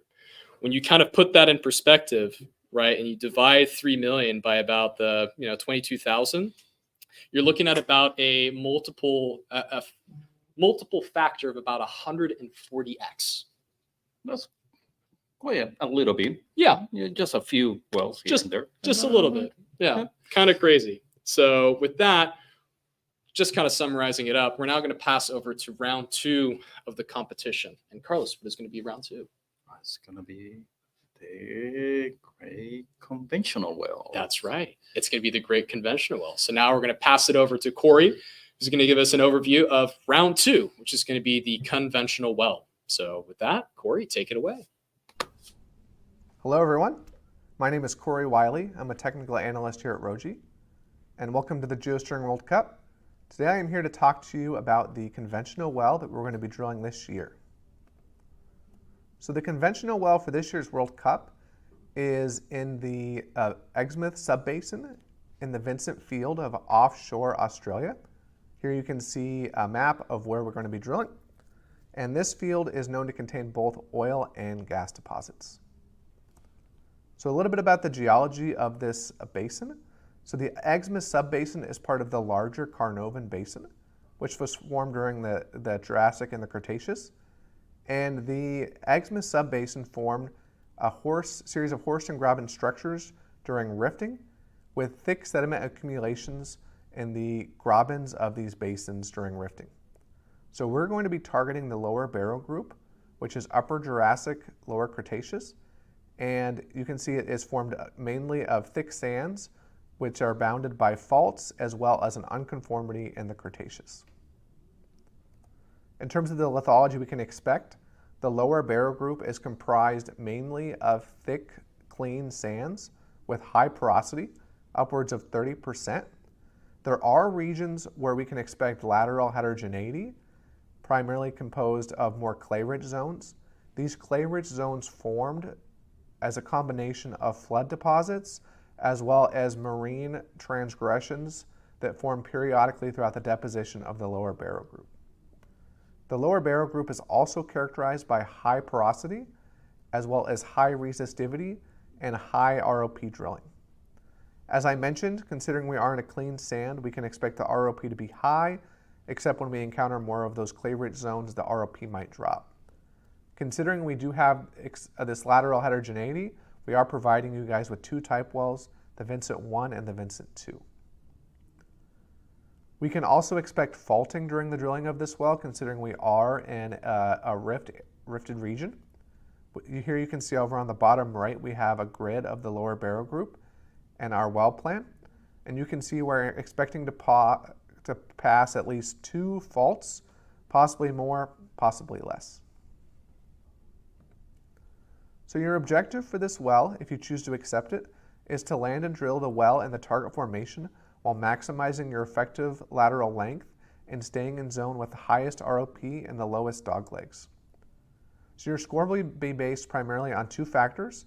1, of course, your end zone percentage, but also 2, your ROP. Your ROP is derived mainly from your dog legs. If you have a smooth wellbore with low dog legs, your ROP will be higher. If you have a more tortuous wellbore with high dog legs, your ROP will be slower. So you want to maintain a smooth wellbore with low dog legs, minimize sliding to as little as possible. In terms of hazards, we can expect faults as well as lateral changes in the lithology, as I mentioned. In terms of the information we're providing you, we're giving you guys 2 type wells. And for those 2 type wells, you will have ROP, gamma ray, as well as porosity curves. For the lateral well, you'll be provided with ROP, gamma ray, dynamic azimuthal gamma ray, as well as porosity curves. We will also provide you guys with a 3D seismic volume for this area as well, which you can use while drilling. All right, I think that's all I have for you guys today. Hope you guys are as excited as I am. If you've ever drilled a well in offshore Australia, go ahead and throw a thumbs up in the chat, and I will see you guys on the other side.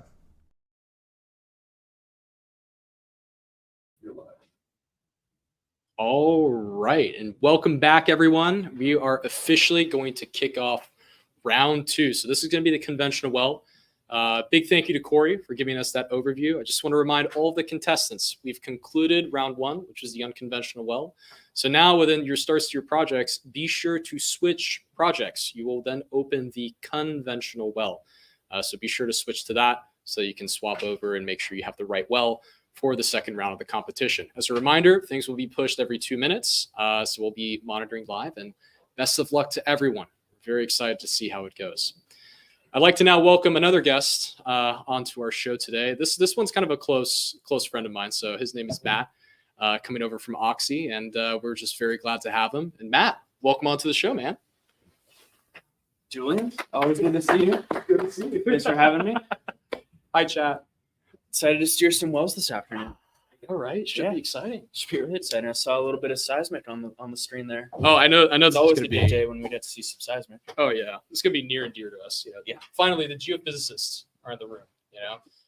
Still love the geos, but we like our squiggles and wiggles. So we're gonna see some seismic here in round 2 of the competition. But yeah, thanks for coming on the show. Happy to be here. Thanks to Roji for having me, hosting the World Cup.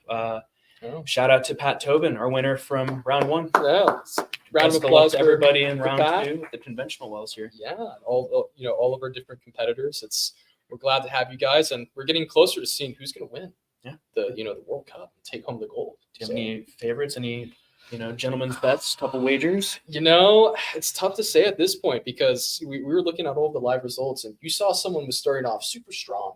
Yep. At the beginning of round 1, as the data came in, he made those adjustments. They either stayed consistent or they changed positions in the rankings, even down to the very end. We still saw some slight variations, like maybe just a couple of feet to TD. So it's really tough to say. But I know we have some crowds, some house favorites that are out there in the audience. So we're definitely rooting for you guys. We look forward to see how it pans out. So it'll be fun. Yeah, it should be great. So you can hit the target line closest. Exactly. Yeah. Yeah. ROP is pretty important. Yeah. So cool. So Matt, thanks again for coming on, but can you share a little bit about, what inspired you to become a geoscientist? I mean, you were a mentor of mine, not just at Oxy, but also, in everything, including barbecue. In life also, yes, obviously. Exactly. Which we'll talk about barbecue in a bit, but what really inspired you to become a geo? Well, so my undergraduate degree was in physics, and I realized kind of late on that I didn't want to do a PhD in theoretical physics. It just seemed like a lot. So then I took all the geology courses that school had to offer, got a little bit into geology and mixing geology with kind of physics and math and kind of the actual mechanics of the rock. Met you at UH. Yeah. Got my master's at School Mines, joined Anadarko, joined Oxy during the acquisition, and that's pretty much it. That's about 6 years, more than that. It's about 10 years of my life summarized. Nice. Yeah. I mean, obviously, loved Colorado. Yeah, beautiful. Yeah. Love the mountains. Love being up there. School Mines is a great school. They've got great teachers, both professors in geology and geophysics that I've learned a ton from. Not only that, but also mentorship at Oxy, also at Anadarko. Right. All my coworkers, it seems like I can ask for any type of formal, informal, set up a meeting, pop my head into somebody's door, and here you go with some answer or, some kind of technical guidance that I need. So, right. Yeah. Kind of that geo community, like it's been kind of a revolving theme, in the discussions. Yeah, it's been geo. It's been, best friends with my geologist, my geophysicist, but also you got to, stay in good stand with your engineers and your operations geologists too. We're all kind of working as a team to steer some of these wells and make sure that our targets are reasonable and that we're staying in zone, things like that. So it's always a kind of back and forth, communications, I'd say probably the strongest, most important skill we have. Oh yeah. I mean, communication between geoscientists, geophysicists, right? Your drilling engineers, completion engineers. There's just, when you think about it, when you're kind of drilling a well, it sounds simple. It's like, oh, just drill the well. Yeah. Just drill the well. It's easy. But then you realize the amount of work, knowledge, expertise, context, which is huge. Data is one thing, but understanding what data means in relation to particular things, that's an entirely different ballgame. Completely. Yeah. Yeah. And so it's kind of speaking of targets, since we've already started streaming data for round 2, maybe we can pull up a live view over on Starlights. We can actually see how that well is progressing in real time. So we can actually see how the data is being pushed, looking at some seismic. So that'll be pretty fun. And so while we're getting that view up, Matt, did you have any particular kind of like favorite outcrops that you had, or maybe favorite rocks, favorite minerals, field trips? I mean, I think that you'd kind of floated that question to me ahead of time so I could kind of prep myself. Yeah. But I had to actually whittle it down from all of my favorite outcrops. I mean, not counting national parks, Zion National Park's a personal favorite, all the cross-bedded sandstones there. Iceland is kind of unreal, all the kind of basalt flows and all that kind of polygonal, kind of columnar basalt jointing and everything. As far as actual outcrops, one of my favorite road cuts is driving from Denver west through the Front Range. Okay. So if you're familiar with like the Lion sandstones, picturesque like red rocks, the very steeply dipping, beautiful orange kind of sandstone bodies there. Yeah. Was you're driving west from Denver on I-70 up into kind of the mountains. So you're going skiing or something like that. Okay. Yeah. You pass through this insanely beautiful road cut that is through this different shale. Blanking on the formation. I'll think of that in probably like 5 minutes or so. Yeah. But it's beneath the Lion sandstone. But what pops out to that is it's different shales that you're passing through. And it's, so the coloration is what kind of catches your eye initially. There's some kind of light purple, there's some light green, and there's some brown, obviously. But then if you think of your geologic context to that, you have some kind of, very oxic environments, high oxygen environments, very low oxygen environments where you have different kind of minerals oxidizing or not oxidizing. So it's very cool passing through this shale where you get kind of purple and green bands of different minerals that kind of pop out when they get oxidized there. Interesting. So it's not just seeing kind of the different lithologies, but you can actually get some really interesting kind of alterations that are happening. Mhm. Different chemical compositions which are changing. Yeah, exactly. Yeah. Needed some context for kind of sea level rising exposure and things like that. Okay. I'm not exactly a geologist or geochemist by any means, but just from a basic knowledge there, it's pretty Right. cool to see that. And you know how the wells. So the big thing is that the rocks will stay in place, right? We can't really remove rocks unless we take a rock hammer to it, which is illegal in national parks. Which is illegal. Don't remove any rocks from national parks. Exactly. Leave the environment as is. But it is. The other important part is, also in the Geosteering World Cup, it's really important that you don't remove wells from your projects. So that is very key when you're inside a Starlight or you're inside a Star Steer, right? Do not remove or rename any of the wells that are in there, because unfortunately that'll affect how we can kind of grade everything. So be sure to keep the well names as is, just like in national parks. Don't rename the rocks or take the rocks with a rock hammer. So keep them the same. We just wanted to highlight that. But yes, do not rename the wells. So that's the key one. But yeah, so kind of going on that, right? You saw different purple bands, green bands kind of driving through Colorado. A little bit of HST and LST. Who knows about sea level rise? But yeah, Well, back in the Cretaceous, there's that mid-Cretaceous interior seaway there that's creating kind of the depositional environments for the DJ Basin there, which is just north of Colorado, or sorry, north of Denver rather. Right. Prolific basin there, so context for some of that shale there.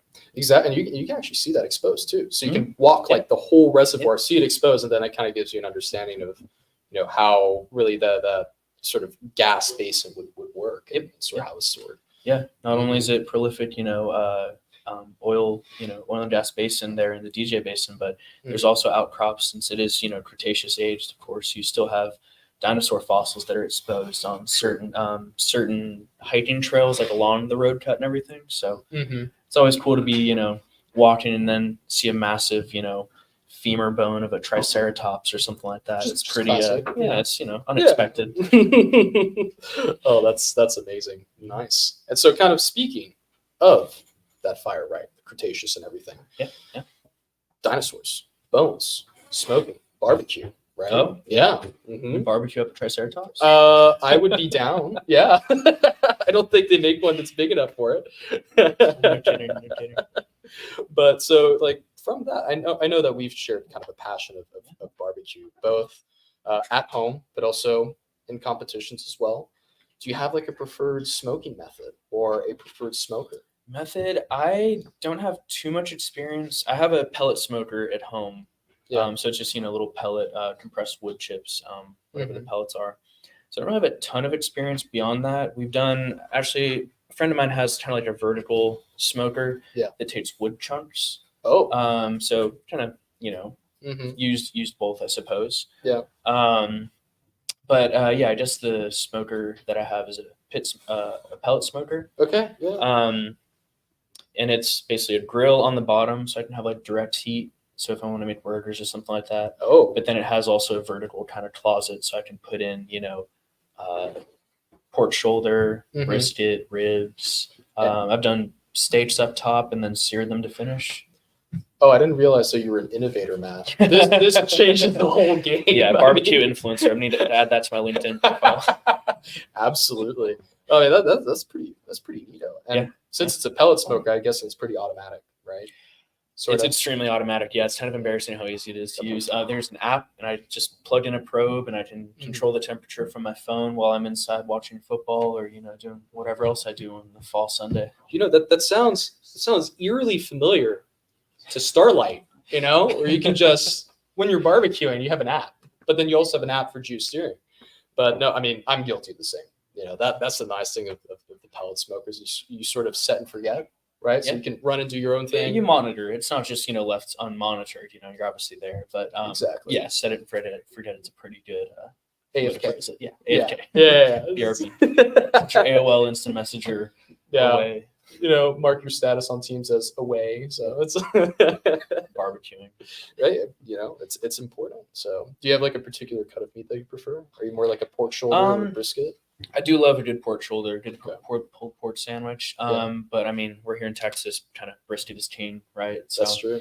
I mean, it's tough to not enjoy a good couple slices of brisket. Although this takes me back to grad school in Colorado.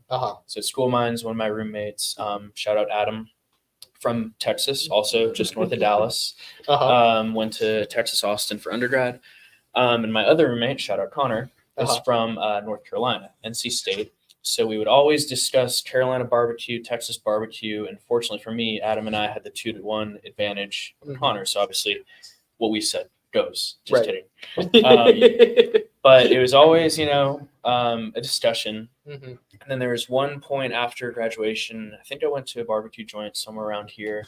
And I had the pulled pork. I love pulled pork. We love it. And they had this Carolina Gold sauce. It's kind of like a mustard based, a little sweet, not too sweet, but very good flavor to it. And I just added it to the pulled pork and had a revelation that maybe I've been discounting Carolina barbecue for a little bit too long. So Texas is the best, obviously. Right. No but bias. Carolina could be a strong number 2, maybe number 3 contender. Interesting. It's an Okay. interesting style. Yeah. Nice. So, we kind of talked about these different contenders, right? Texas, obviously the best.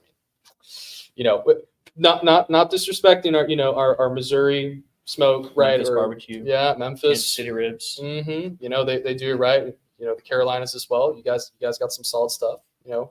We recognize it, but we kind of want to take a moment just to kind of have this revelation as well. So one of the really cool things that we've had that is through Starlight is you can actually do something called rewind. And what we'd like to do now is while we're doing round 2, we want to actually revisit the winning well for round 1, the unconventional competition. And we kind of just want to see how was that winning well? How did it perform? So we're actually going to go rewind. We're going to have those revelations, right? Kind of compare and say, okay, well, how did the best barbecue, right, perform? So we're going to actually pass it over to our team that's going to pull it up. We can take a look live together in real time.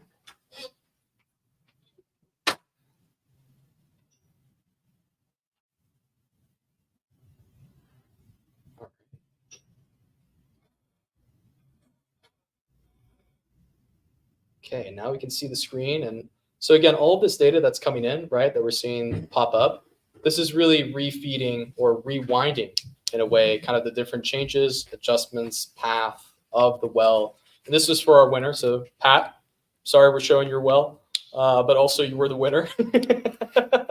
So we're kind of looking at how he was able to steer that well, right, using the incoming data with the different well logs, and kind of better understand those changements.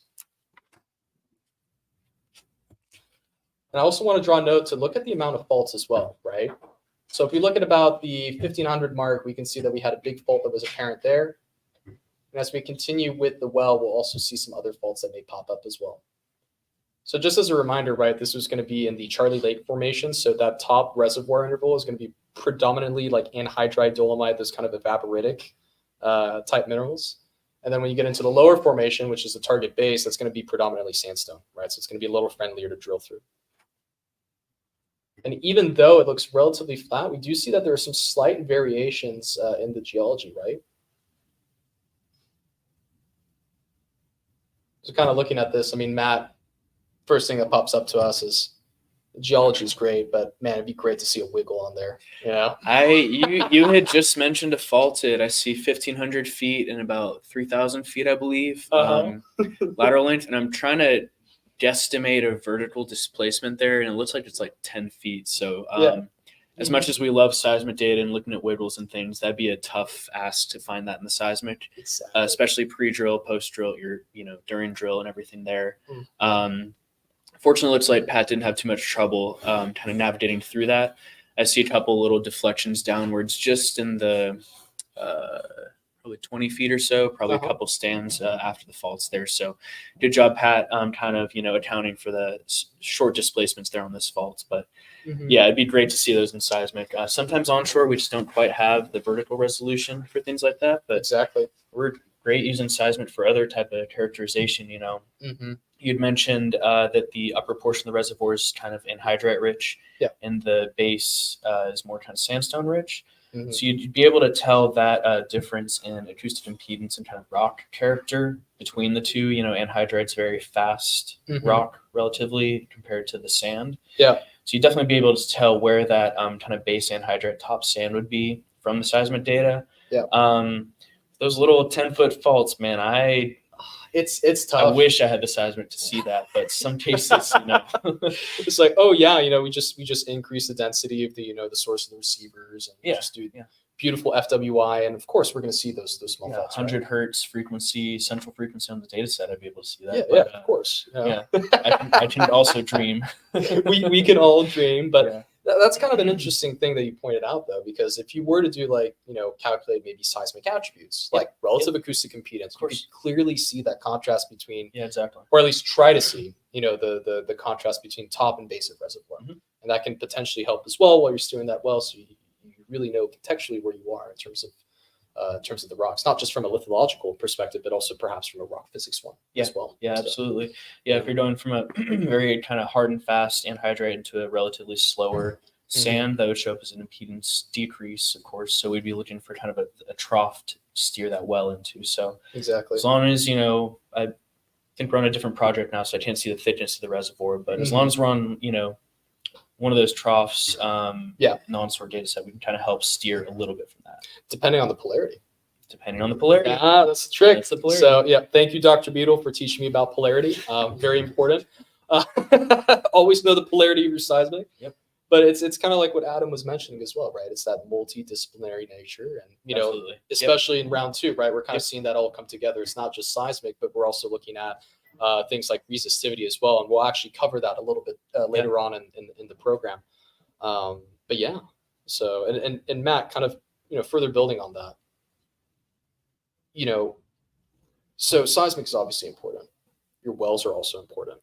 Are there other things that we should also consider within the subsurface that's not, I guess, always talked about? Jackie made an interesting reference to there's a lot of puzzle pieces to put together, and the subsurface is incredibly, I'd say that's probably the most objective thing about the subsurface, is that it is uncertain, right? But what are some of those other kind of data types or things that we should actually think about when we're drilling wells? I mean, seismic wells, what are the other things? Yeah, the first thing that comes to mind, I don't have too much experience in this, given my career's basically been onshore for the past 5-6 years or so. But I know offshore, especially, differences in pressure, especially if you're drilling something potentially subsalt, Gulf of Mexico and everything. If your target is subsalt and you're drilling through salt to get to kind of any steeply dipping flanks or anything like that, the salt creates a very good impermeable seal. Theoretically, there's a little bit of loss and stuff like that. But anyways, basically it's a very good seal. But then when you're exiting base of salt, you have, if you're using seismic data, base of salt is very tricky to place accurately. Hopefully we can get it, within 50, 60 feet or so. That's might be a big ask. I don't know. Fingers crossed. Fingers crossed.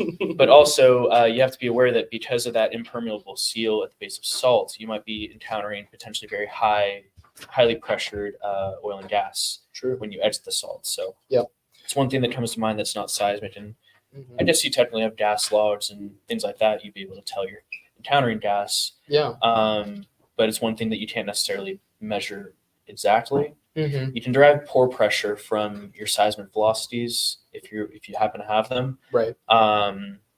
But yeah, that's one kind of hazard that'd be tricky to mitigate. True. And actually it's really interesting that you bring that up, because I know in some of the kind of northern plays, like in the I think it's in the Utica and the Marcellus, pressure is a big deal. I mean, especially in those formations, we have to be very mindful of that. Absolutely. So we're seeing a lot of things that are absolutely necessary within the offshore realm being applied to kind of the I mean, it's trying to be as optimal and efficient in your costs, right, in onshore plays. And you're seeing kind of this, I don't think it's a revival necessarily, but that is something that's becoming increasingly more important in those regions. So we're seeing more of it kind of build up. And I know we do have a few young professionals and students that are kind of joining us in the streaming program today. And we even have a lot of young first-time StarSteer users, right? Let's go. You guys are killing it. Doing great. We love seeing everyone get involved. Kind of from the young professionals perspective, right? and of course throughout your experience at Oxy, do you have any kind of advice that you'd give to young and aspiring geoscientists that are kind of entering industry today? Yeah. I think that one of the biggest things that has helped me, you know, my kind of professional or becoming professional career, whatever, out of grad school, stay involved, stay enthusiastic, be curious, you know, ask good questions. Whether you're a geologist or a geophysicist, you know, you need to incorporate multiple data sets in your kind of your work. So, you know, if I'm a aspiring grad student, you know, geophysics, try and work with some geology data. So I'm trying to get some engineering data, try and see why the seismic is changing in some given way. Right. Or counter, if you're a geology student, I wasn't, so give me a little bit of grace, you know, a little bit of grace here. But, you know, try and incorporate as many different data sets as you can to try and help kind of use independent data sources to start kind of whittling down to, you know, well-rounded, you know, answer that you can kind of come at from different directions, different data sets that corroborate the same kind of answer and things. So exactly, it's all about staying curious and trying to answer, you know, a big question. And the big question of whatever you're working on. So yeah, stay curious. And you know, that's the big thing too. And speaking of the variability in the interpretations, right, let's go ahead and take a look at some of the live scores for round 2. So kind of looking at the top 20 players by success score. Karma's back at you, you know, first place. So is that a Taylor Swift reference? I think that's a Taylor Swift reference. Jackie had a fun challenge. She was like, you know, there was a bet of not saying any Taylor Swift lyrics. I think we failed. So I just failed that challenge, so I didn't realize that was a challenge here. Karma in the Midnight Rain, something like that. I don't know. I'm not a Swiftie, you know. Karma's a god. It's the only one I got. Exactly. And so we've got RTOC Geo, Armeus doing fantastic. ARAT. Let's see. Do we have Big Crunchy? No, I don't see Big Crunchy. See One Fast Cat. That's a pretty good one. That's a pretty fast cat. That's a pretty fast cat. Yeah. Looking at percentage in zone. Gabe, doing great. 100%. Lots of hundreds on the board. You guys are crushing. Oh, that's there awesome. We go. Yeah. BRB steer. I like that. I think they took the BRB to heart, you know. Yeah. So Genuine Scorpion, we see pretty good ROP. Pat doing great on the ROP as well. Pat's back on top. I know, right? Just nudging out Karma. We got quite a few of our competitors that are still ranking consistently high, but we're seeing a lot of new names. So it kind of goes to show you conventional or unconventional can change a lot. Yeah. Yeah, absolutely. So if we take a look at some of the different paths and trajectories that we have, so we can see, oh, there's actually a little more variation. There's a lot of variation, in fact. Yes. So we can see that more data is actually changing a lot of those trajectories. It's very interesting. And so again, for context, for our viewers that are not participating, right, we've added some additional more complex data types. So what the competitors have in this round is they have seismic as the background, and they also have access to resistivity tools as well. So kind of giving them further context and information as they continue to drill. And to go back to what you were saying, actually, Matt, you know, it's really important that if you have an interpretation from the geosciences side, if you can corroborate that from the engineering side, and of course, everyone wants to know the financial side as well, right? Of course. If you can support that from all of those different angles, that further reinforces that is a valid model for the drilling program in question, or whichever basin that you're looking at. So, yeah, absolutely. No, in theory, I mean, we're all measuring the same rock, right? Yeah. So in theory, we should all have very similar answers. Sometimes it doesn't quite work out that way. Exactly. I mean, not all models are perfect. Every interpretation is just that, an interpretation. But in theory, they should all kind of point directionally to the same kind of answer. You know, whether we have resistivity tools telling us that we're in one lithology and seismic being able to validate that. Right. Yeah. Exactly. It's different puzzle pieces, or I like to say it's like a giant Lego set. You know, you kind of build. It's Legos. It's a bit more complex than a puzzle. It's more big Lego. Yeah. You know, there's just different ways you could put it together, but we're all trying to build the Millennium Falcon Lego set here. You know, we just got to work together with that. How did you know that was my favorite ship? Just, shot in the dark. Yeah. No, for sure. Well, Matt, it's been an absolute pleasure having you on the show. I mean, thank you so much. It means a lot to me to have you here, but also to our audience, sharing your perspectives and kind of, how you see the subsurface. So has it been half an hour already? Time flies when you're having fun with friends and geosteering wells. Am I right? I know, right? Christina, can I have a smoker on the next show? Yeah, we can get a small little barbecue smoker here. We're gonna be here for a few hours. Only if we're on location at one of your cookouts. We can do that. We should make that happen. Yeah, Geosteering World Cup live next year. Who knows? But from the parking lot with the barbecue smoker. Yeah, Julian, thank you for reaching out to me and asking if I wanted to join you here. Thanks to Roji for hosting me. Thanks to all you steers out there. Good luck. Best of luck with that. Looks like it's going well. It's a little early, but results are looking good. Hey, you never know. That's kind of the thrilling, side of the GWC. It's not over till it's over. It's not over till it's over. Exactly. So yeah, thank you so much, Matt. It's been a pleasure. Of course. Yeah, and I'll see you around. I'll see you at the next cook-off. I'll see you at the next cook-off. Sounds good. Yeah, have a good one. See y'all. Good luck. Bye, Matt.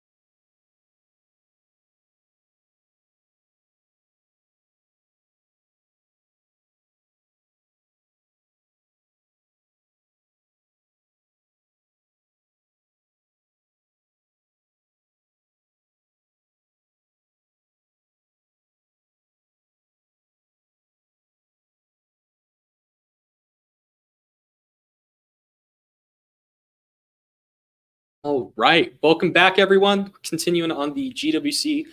Thank you again for following us and tuning into the stream. As a reminder, if you have any questions, be sure to drop it in the chat, engage with us. Post your progress on LinkedIn or Instagram, and use the hashtag GWC24 so we can see how you guys are doing. We can interact with you and continue building a community.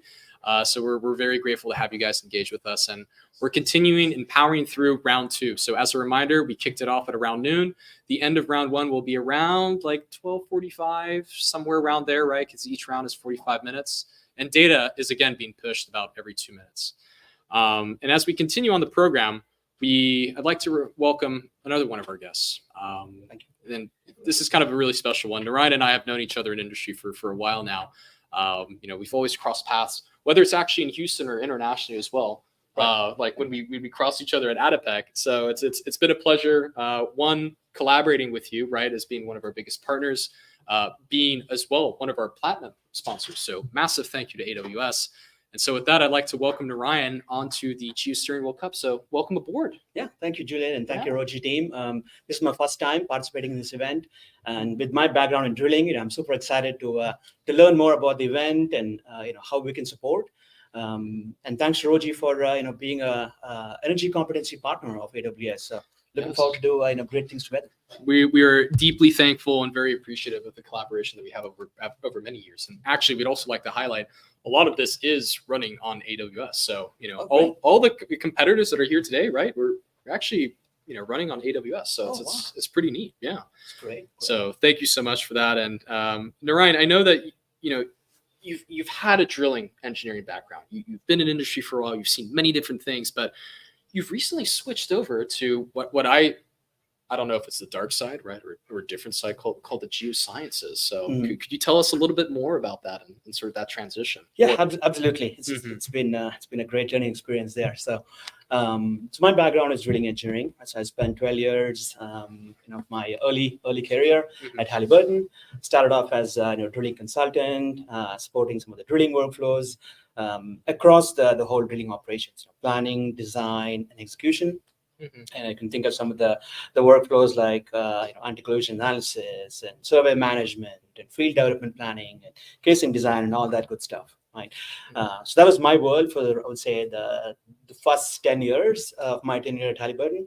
And as I grew in my role, I got a technical lead role and industry advisor role, and that is where I started learning more about the subsurface, right? The impact of subsurface decisions and how it impacts the decisions on the drilling side of things. Right.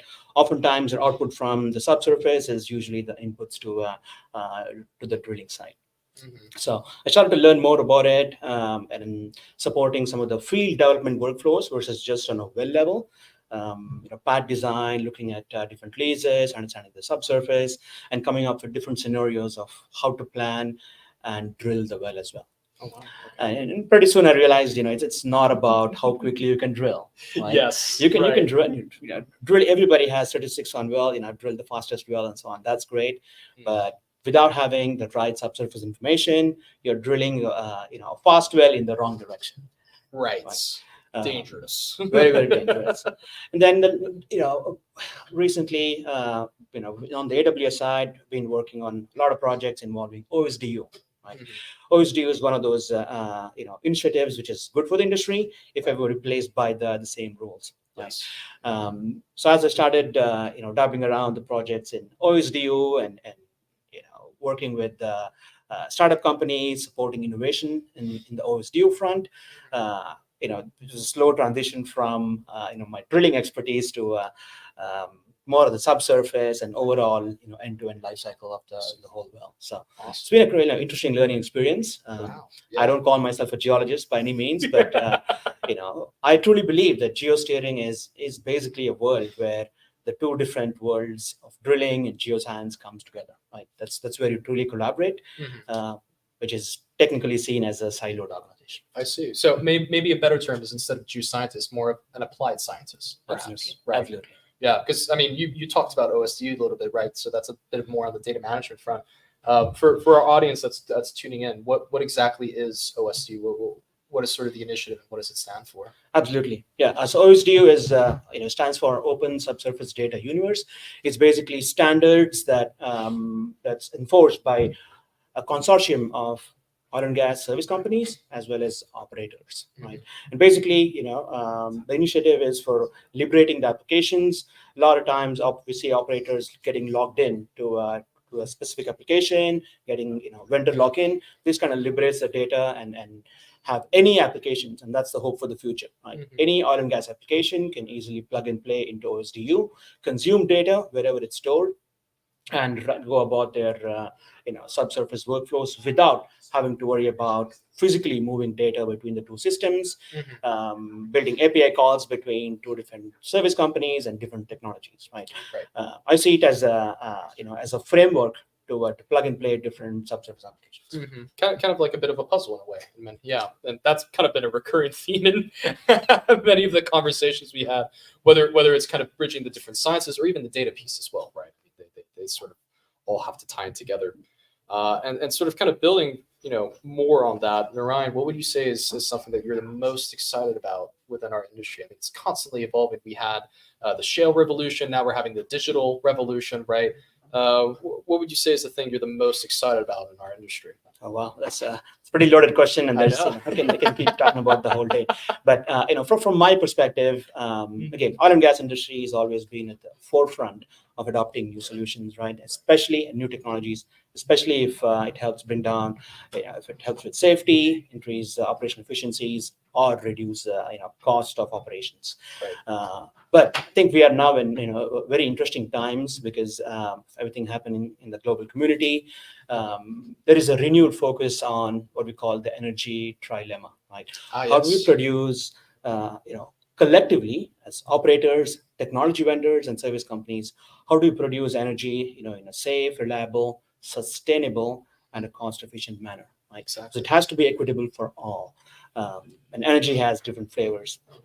And I'm very excited to see some of these disruptive solutions, like using drone imagery for an IoT data for IoT data and sensors for your operations, generative AI, where you can make predictive analysis at scale and run multiple scenarios, blockchain technology to bring more transparency and auditing throughout the process.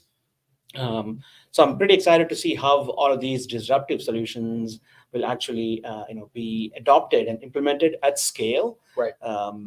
With our oil and gas operators. And I truly believe that companies like Roji, companies like AWS, and the startup community is the one that can make a difference because they bring new perspectives and new ideas quickly to the market. Exactly. Absolutely. And actually, speaking of kind of the different innovation and different data types that we've encountered in industry, we're actually going to pan over to the resistivity visual that a lot of our competitors are having today, because this is really going to highlight a lot of kind of that data and context. So we're going to pull it up here, kind of take a look all together. And again, it's this harmonization or harmony of data, right? When it relates to subsurface, whether it's drilling or geoscience, right? It's kind of really helps contextualize all the kind of well program, right, as it relates to the subsurface. So here, right, this is going to be for the conventional well, right? So we can see that we have our resistivity results that are shown in kind of the rainbow color bar. So lots of things happening, right? Our target zone is shown here in yellow. And then actually we are visualizing Rosie, right? So this is the Roji robot that we mentioned at the beginning of the stream. So it's all being self-driven, right? It's using AI to kind of continue with the steering program. You'll see that the current trajectory, player 300, right, that's going to be shown in black. So for the most part, it's actually staying in zone, but we're seeing kind of some undulations, and notice how it's actually matching with some of those resistivity results. So it's kind of interesting to see how it's kind of the interpretation has kind of evolved from there. And again, just to highlight it for all the competitors, but also kind of how this is all coming together. This is all being driven from the cloud, right? So all the data that we're seeing here, it's being live and updated through StarSteer, also through Starlight, right? So those views are being synchronized all in real time. It's always amazing to see all the what we call the colorful squiggly lines and. It's more of a art versus science, right? Because on the drilling side, the mindset is look at numbers, look at data, and then take decisions. And the belief when I was in the drilling side was the geoscientists look at colorful pictures and take a wild guess, right? We all know that's not true, but it's always amazing to see how you're looking at all these different dynamic changes in the subsurface to drill a perfect well. Exactly. And we're going to have one of our experts that's going to chime in later on into the show, but Jair will cover this a little more in depth. But what I also want to draw your attention to is that all of these, so one, we made the target zone transparent so we can actually see more of the resistivity results that are being shown here. But the other key thing to mention is this resistivity, it's actually an inversion, right? And this is all being calculated live in real time. And it can be further scaled to running on HPC, right? So that now you can have real-time inversion of resistivity data as you're drilling your well, right, across multiple wells. So it kind of goes back to that digitalization enablement that we were just talking about. Of course, having drones in the underground, that'd be kind of cool, right? Mhm. So you can actually see, we do have that with like different cameras in the wellbore. But this is kind of taking it, in a different direction where the resistivity is providing more context on how that rock is changing in the subsurface, and sort of continuing from there. And so kind of further building off of that, Narayan, Mhm. what are some of the benefits in the cloud? I mean, and the reason I ask that is because we've heard a lot about it, right?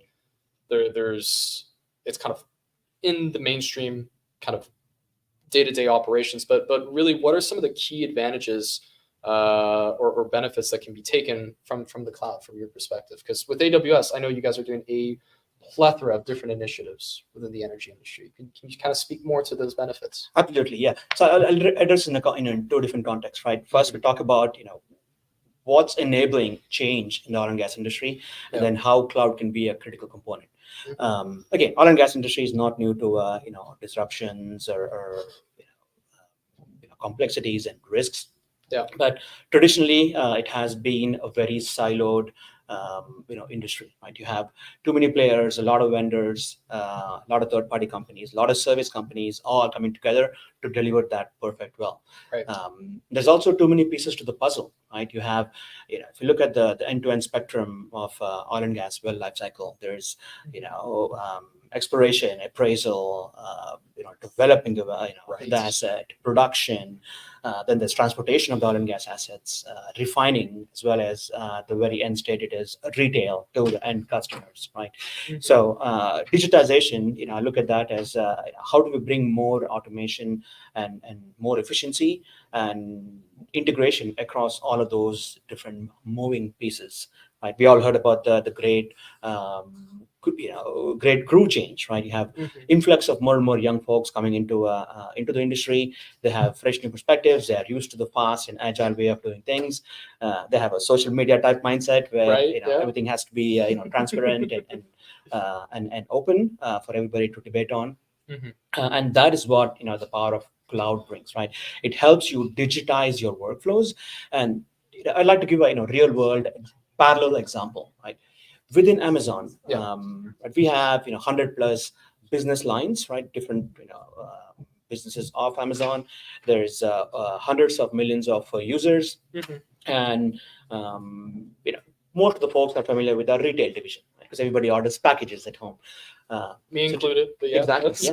Yeah. In my home, my wife does all that. Right? But every time I see a new package, I'm like, oh, what's this? How'd this get here? Exactly. Yeah. Why click button, right? But anyway, so on an average, just to give you some statistics, right? We ship 1.6 million products a day, which equates to 66,000 packages in an hour and over 1,000 packages a minute, right? Wow. So in order to do that, again, we have to digitize the entire ecosystem of order management and supply chain and logistics and looking at weather patterns, delivery, route optimization, all the way towards the end customers. It's very crucial on which routes each of those Amazon trucks take to ensure that we still stay, true to our commitments of, overnight delivery or same day delivery, or even 2-hour or 1-hour delivery in certain cities. Right, exactly. So we need to know exactly what customers are going to buy, probability of them buying it, and how quickly we can send it through the door. Exactly. So again, digitization is something that we built organically. From a cloud standpoint, there are a lot of great companies who are very good at what they do. Right. What they want to do more of is build domain solutions and bring more innovations to the market. Now, cloud brings them the agility, the performance, and the security to quickly roll out new products. Right. Traditionally, companies used to take months to weeks to put new technology in the hands of users. Now, with the power of the cloud, literally within seconds, your developers can be building something, and the very next second to minute, it's in the hands of the users, right? That's the power of the cloud, where it enables automation to a point where your developers and end users are literally in the same page on the same day. Wow, that's amazing. And that's exactly what's helping us do today. So we can actually pull up some of the live scores, right, on our dashboard, because it's all being powered by the cloud. so we can have that all automated so we can quickly look at them and glance over. But that's some of the amazing things that a lot of companies are realizing today. And it's not just energy dependent, right? It's sort of across the entire board. And so taking a closer look at that board, right, we have ARAT. That's the top player right now at 86% in their success score. Jeff, climbing the rankings very quickly. So you're in 4th place at the moment. Genuine Scorpion, so you're doing great. RTOC Geo, still fantastic score. BRB Steer, very strong, as well as Gabe. If we look at our percentage in zone, Gordon Bombay, I mean, 100%, just like top 4 players as well. We're seeing some slight variations as well. And then also for ROP, ARAT is doing phenomenally, as well as RTOC Geo. Genuine Scorpion, Karma, you can still come back, still doing very strong, very top performer. Fast Cat as well. So yeah, we're seeing quite a variation of in those different scores. And to kind of, as we pull up the trajectory for the conventionals and sort of continue, Narayan, quick last question that I had. Could you also highlight some of the wins that you've seen in the cloud, some that we can tangibly take away today?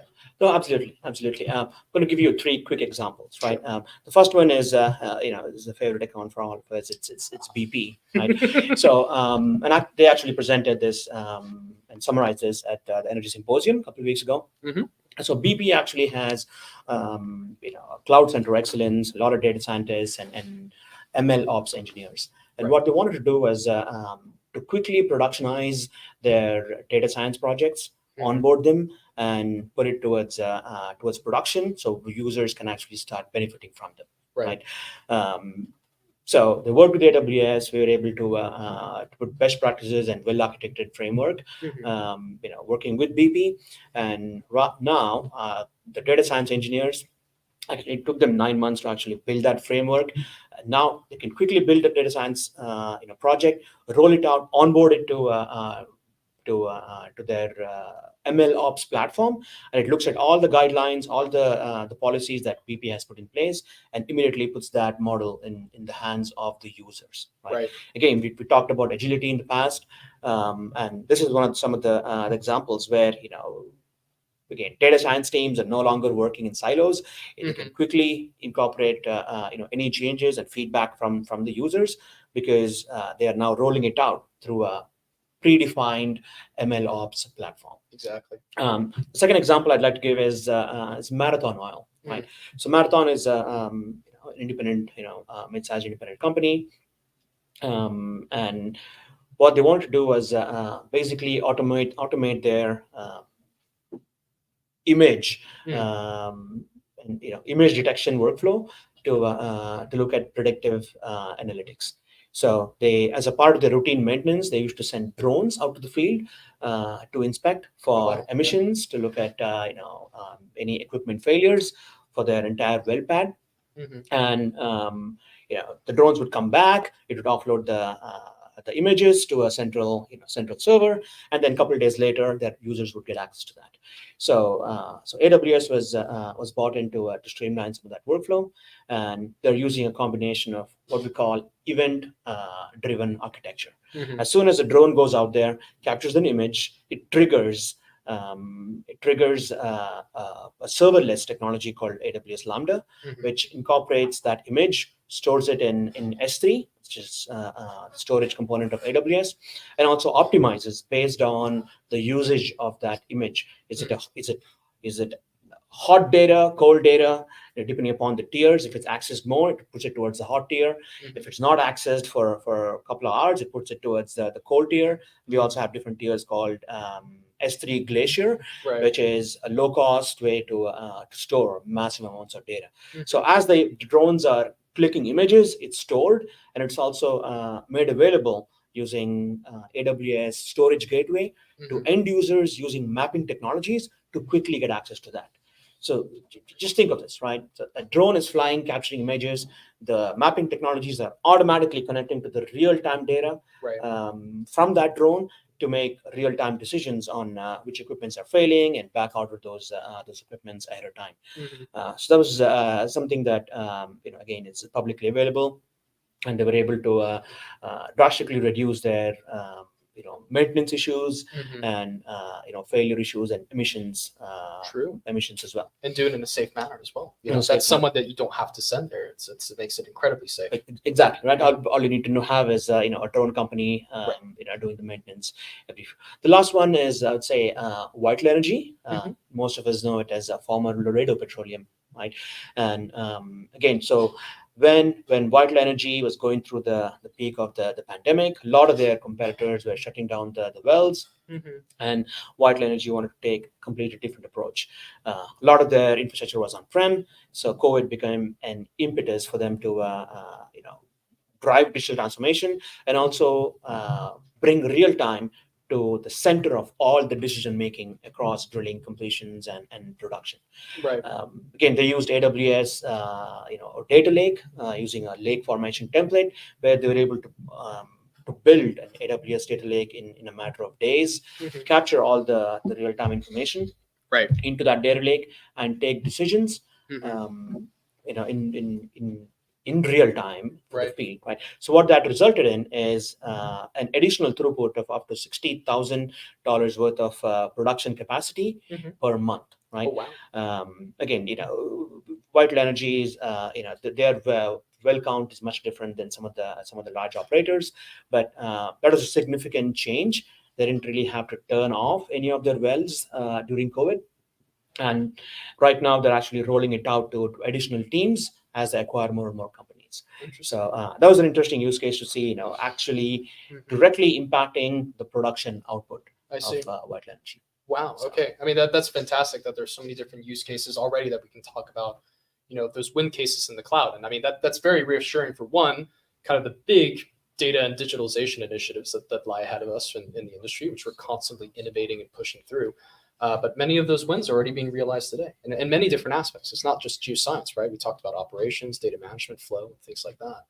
So that's amazing to hear that there's so many wonderful initiatives that are happening on that front and with AWS. So yeah, and again, thanks for being a partner of AWS in the what we call the niche drilling completion space. So looking forward to work with y'all and increase adoption across and bring new innovations to our customers. Absolutely, yeah. Thank you so much, Narayan, for coming on to the show. We really appreciate it. I mean, it kind of offers this different, interesting perspective, right? We talked heavily about geoscience and drilling, and now we're sort of talking about the thing that's not often thought about from the geoscience side. It's okay, how do we actually deploy software, and how does all the data lie and tie together, and so we can actually do the Geosteering World Cup like what we have today.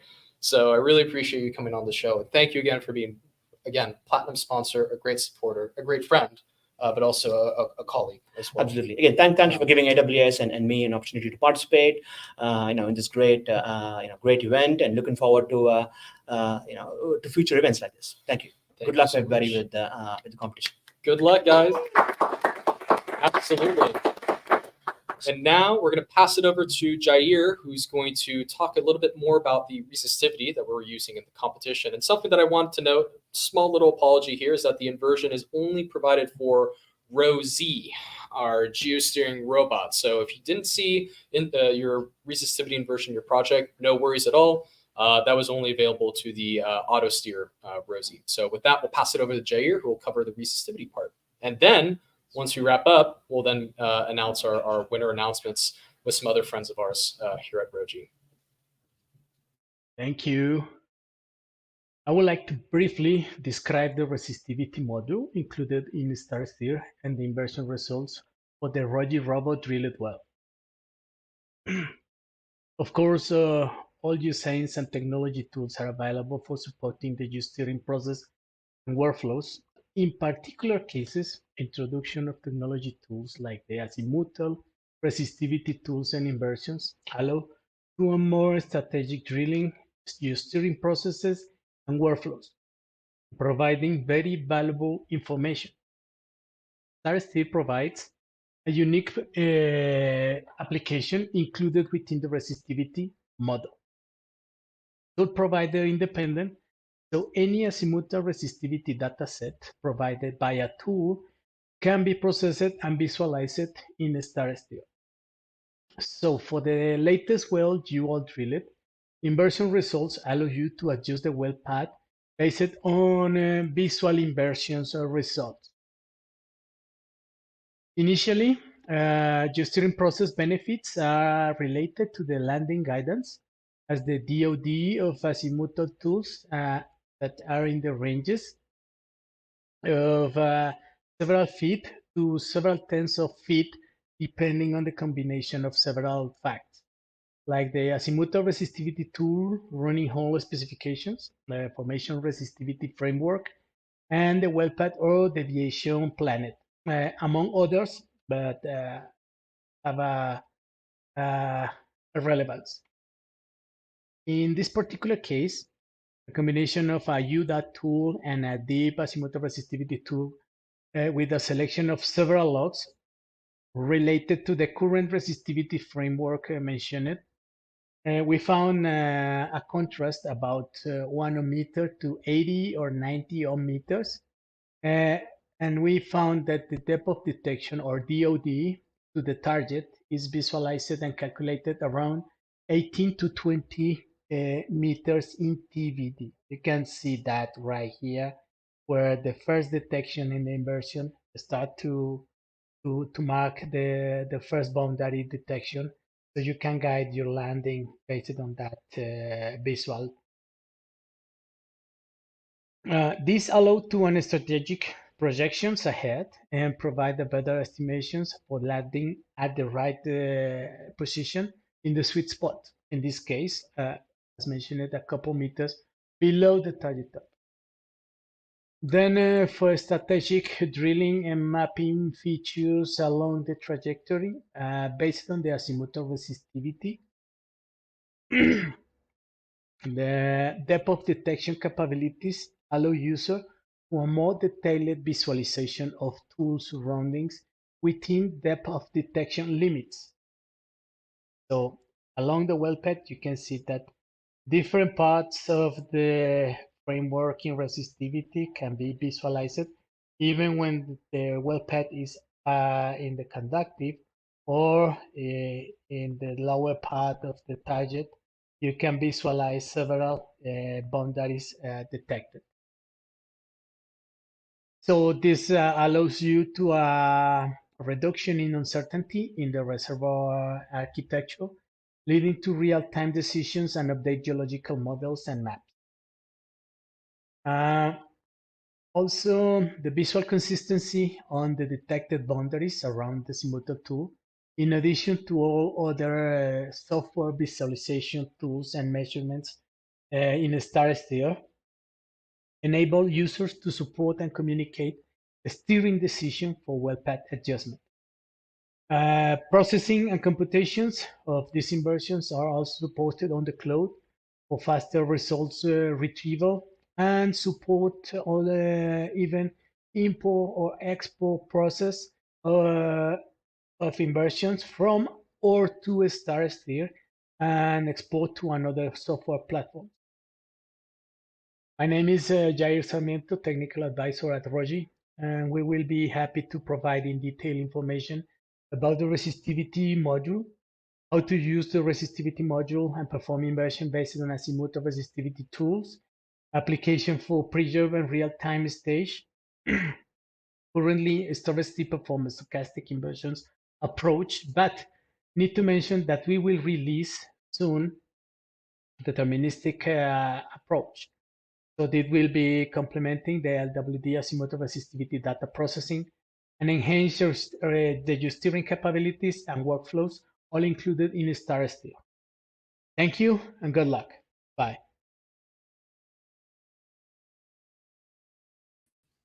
All right, and we are almost towards the end of the Geosteering World Cup for 2024.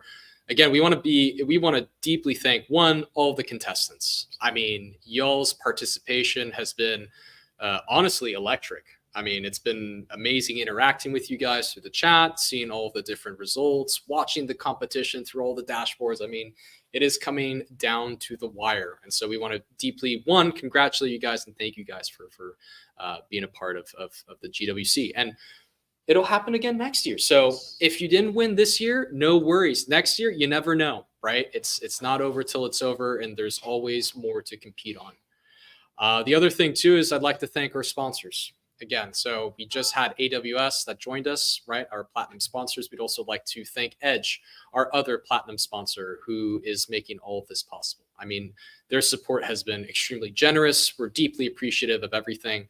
And so thank you so much. We'd like to also highlight our gold sponsor, which is Source Geosteering, as well as our silver sponsors, which will be Beloy, Cabra, Mojo, Columbine, and Chinook. So thank you guys so much.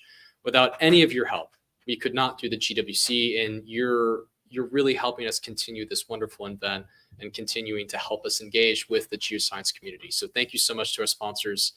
We're very appreciative. We have some new guests that are joining us. This is the last round of guests. So I'm joined by some very close friends and colleagues that I'm very, very humbled to be working with here at Roji.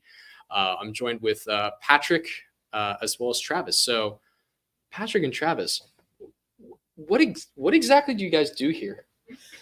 I wonder the same thing most of the time, Junior. What do you do on a daily basis? Yeah. I'm Patrick Gideon. I'm the Director of Business Development for the U.S. So I herd cats and try and give people the right answer. Not very successful at either most of the time, but I'd give it a shot. So, Travis, how about you? So I'm strategic advisor. I'm one of those cats he's trying to herd. So we're trying to pull those back in and help. So my role here is to make sure I enable you as a user to get the best you can out of Roji. So I'm helping you, whether you're at the largest of accounts or smallest of accounts. We are here to serve you and help you as vendors. So let me know if there's anything you need. I'll help you push it through the systems and we'll get it to you. So that's my role here. Absolutely. And I mean, these are some of the power hitters, right? I work with them on a daily basis because, when it comes to integrations and partnerships, it's really kind of all of us that work together, of course, with the broader Roji team that's international as well. Right. And kind of the fun things, too, is that we were kind of the unofficial barbecue trio. I believe that's the case. Yes. Yeah. So we do lots of. So we're both all of us barbecue aficionados, and we've actually done a few cook-offs here in the office. Travis and Patrick, what would you say is your favorite cut of meat that you like to smoke? Being from Texas, brisket's obviously the top choice. But solid. You can't do a brisket every weekend, so I like to play with smaller cuts. Recently, I've been playing with hot wings. So really, barbecue hot wings. Oh, okay. So that's fun. Nice choice. As you're on the other side of Texas, I'm on the southern side of Texas, on the East Texas native. Mine is more pork ribs. So I've really dove into pork ribs and really smoky infused beans and making sure it's as sweet as possible, just like me, right? So I want to make sure that I represent the eastern side of Texas when we're talking about this. I love my central and west Texas briskets. They're amazing, but we got to bring a little bit of that sweet and that personality in here. Yeah, I stay away from the sweet and my barbecue and in my sides. So. But as a blend, it all comes nicely together here for the office. With Julian kind of sitting in the middle, helping us kind of balance that all out with his smoking techniques that he does professionally, by the way. Professional. I'm honored. We try, but and I will say your beans are phenomenal. I mean, some of the best I've ever had, and your brisket's unmatched, 100%. So one good recipe. Can we give the recipes? They're included with a Starsteer license. Yeah. So we can. But you have to upgrade to Pro to get it. Just throwing that out there. So. There are no recipes. It's a creative adventure every time. So. And that's the art of cooking and the art of geosteering, right? There's no right way to smoke barbecue, but when it comes to geosteering, it's the same thing. We saw the variety and the trajectories, both in the conventional and within the unconventional round. So it's kind of really exciting to see how that's kind of all evolved. So absolutely. And just kind of curious. I mean, so I know Travis, you're a geo by background. I am. Patrick, you're an unofficial. Well, no, you're a No, I'm a geographer. Geographer. I'm a map guy. Yeah. Yep. So what kind of inspired you guys to pursue kind of geoscience geography as a whole? I got into the industry through the environmental side and realized that while that was fun, I wasn't going to save the world, and I'd really like to be able to feed my family. So yes, that's important. But more than that, my exposure to oil and gas, my family's from oil and gas, and it's the people. we have opportunities to leave the industry, but I've stayed with it really because of the people and what we're doing. The people are great. We all have a mission. There are a lot of outside forces that don't like to talk nice about what we do, but we drive the world. We wouldn't have the society we live in or any of the things we have without oil and gas. Yeah. And so it's just fun being a part of that and bringing additional technology and solutions to keep driving forward. It is. So it's a lot of fun. Absolutely. I mean, when you kind of look at it as a whole, it's kind of amazing to see in how many different parts of our lives, kind of one, energy, but also petroleum is being used. It's incredible how deeply rooted it is in many parts of really our lives. And kind of building off of that, Travis, what about you? I like rocks. Yeah. At the end of the day, it's hard to kind of fight that, right? So when I came out of school, I was working full time at Department of Transportation, helping them as an engineering tech, which was fun work. I enjoyed it. You know, at the time you would have asked me, I'd have said I'd make a career out of this and don't really need to go to school because I enjoyed it that much. Right? Oh yeah. So I decided to go to school. Finally, got convinced of that. Thought I was going to major in accounting, and I took one class of accounting and go, yeah, no, this isn't for me. And I took rocks for jocks, and I go, okay, this is something where I'm sitting in here looking at rocks, which is really cool. I get to do science, which I absolutely enjoy, and I'm really good at math, so I can apply that to this too. And the world just kind of took off from there. And then I ended up meeting my wife, who's another geologist by degree, and then we're just a big old happy geo family now with rock samples all over our house, and it's amazing. So Travis, do you have your favorite rock in your pocket today? No, I don't. No, I should. I feel like I'm missing it, actually. I left it at home and I feel ashamed. So I may or may not have some obsidian from a certain national park, but don't record that. Didn't hear it here, folks. Yeah. I mean, and we also have like a bunch of rocks in our offices that we keep. So, a little guilty as charged. I just use them for throwing at y'all. Oh, no, yeah. They all have a purpose. That's fair. They're all effective in their own way. That's correct. Yeah. But I mean, that's pretty amazing. I mean, one from the environmental side, one from the transportation side. But, at the end of the day, rocks, Rocks win. Rocks win. They're pretty nice. You got to keep the energy economy flowing. So right. That's what we're for. Yeah, and they're also pretty solid. So that's the other thing too. Yeah. Just like you, Julian. Just like all of us. A little dense. Oh, that's me. But yeah. No, exactly. So, but no, I mean, it's been phenomenal kind of seeing the variety and the different scores. I mean, absolutely.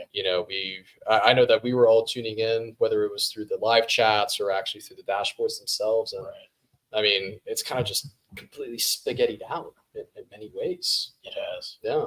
Have you seen that when you were taking some geoscience classes? Oh yeah, it doesn't matter if you're on the geosteering, the exploration side, development side, asset geo side. It's all up to your interpretation. What's different about geosteering, as I've been learning, coming as a true geo and data engineer on the back end, is that this is where the rubber meets the road. This is where it actually happens, right? So there is a correct answer for what we're doing here, not so much in the exploration space. So it's really nice to see so many folks do so well. And the deviation between the lowest scores and the highest scores aren't that high, right? You're seeing a very tight pattern of folks who are very, very close to winning. They are within a pretty concise, at least a pretty restricted interval, right? You're not seeing this massive variation so much, but correct.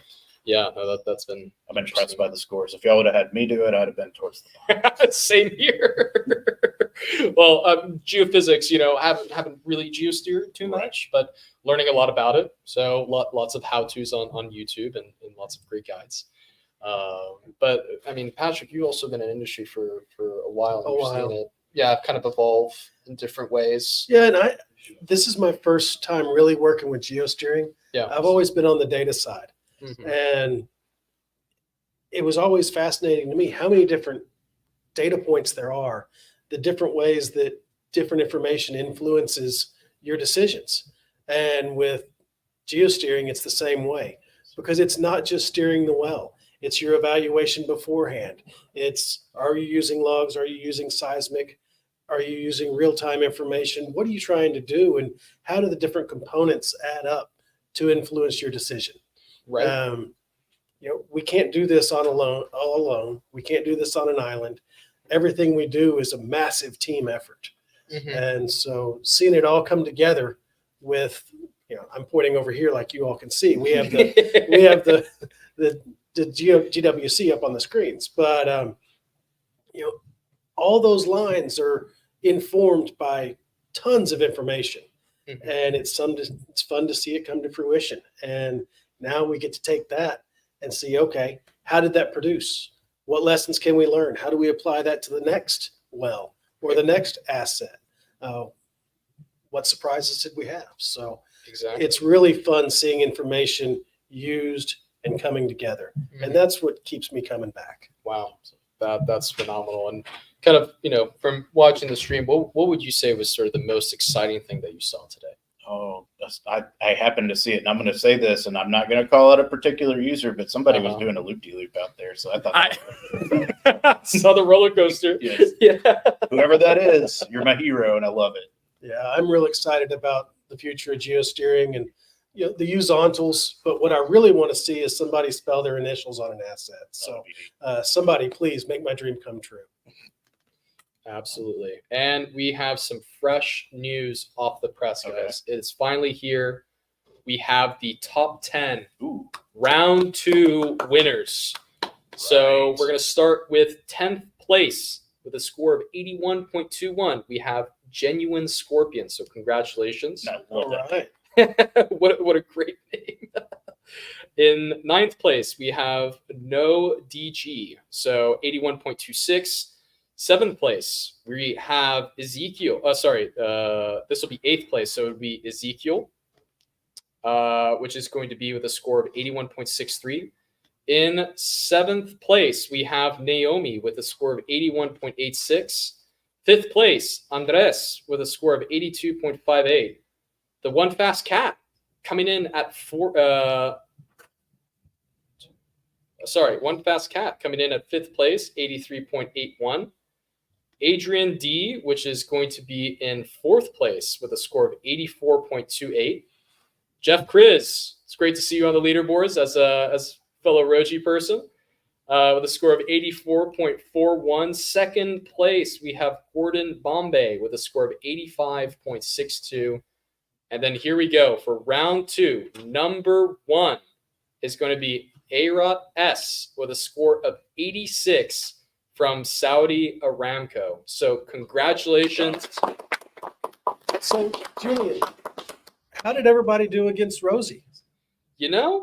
With Rosie, we're still putting up the results, but we can actually go and look at the different trajectories. So we can actually compare those for the conventional versus unconventional. It seems that everyone was relatively within the same ballpark. Rosie did perform more or less within the zone, right? But it still kind of goes to show that it's important to have context, right? You need to be able to contextualize the information as it relates to all the different subsurface data types. So that's where kind of the human experience will come in, where we can make some of those decisions.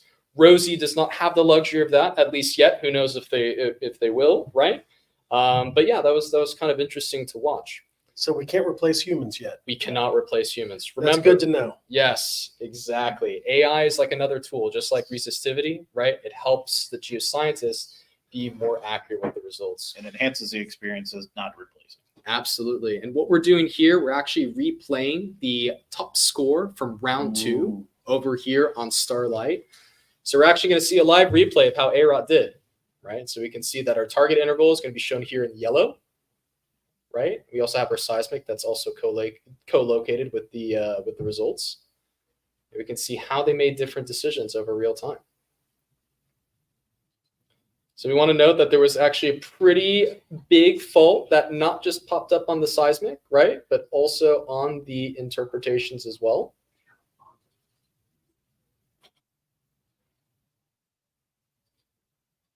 You can see how it builds out in real time.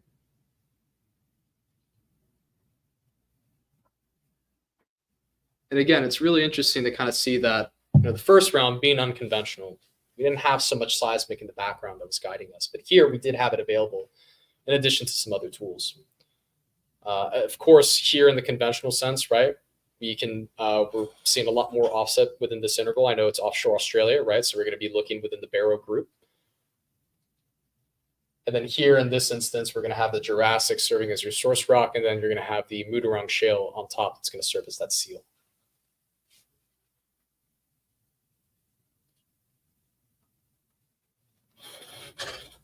So Patrick and Travis, have you guys kind of encountered any very insanely complex geological areas within kind of your experiences? Oh, absolutely. Yeah. So, you know me, I'm a East Texas boy, so I'm used to looking at things like the Sabina uplift and looking at how all this stuff can happen in the Haynesville with overpressure and salt pushing up from the Luann. And yeah, playing in Haynesville, seen a bit of it, working Gulf of Mexico before that was really interesting, trying to figure out how to map out anything subsalt and work on it. But yeah, there's lots of crazy geology out there. Even working Alaska and dealing with permafrost layer that's up there and how it just completely blows up velocities and you can't see anything. It's like from a geophysicist point of view, they explained it to me. It's like hitting the side of an old TV with a hammer and it just messes up everything going below. So we had to correct velocities over and over and over again to be able to image what was going on below the permafrost layer. So yeah, lots of crazy geology out there. It's not all fun and layer cake. There's a lot of crazy stuff that you can see. Oh, that's crazy. And it kind of goes back to what Matt was saying, right? It's just like, oh yeah, acoustic impedance could help you.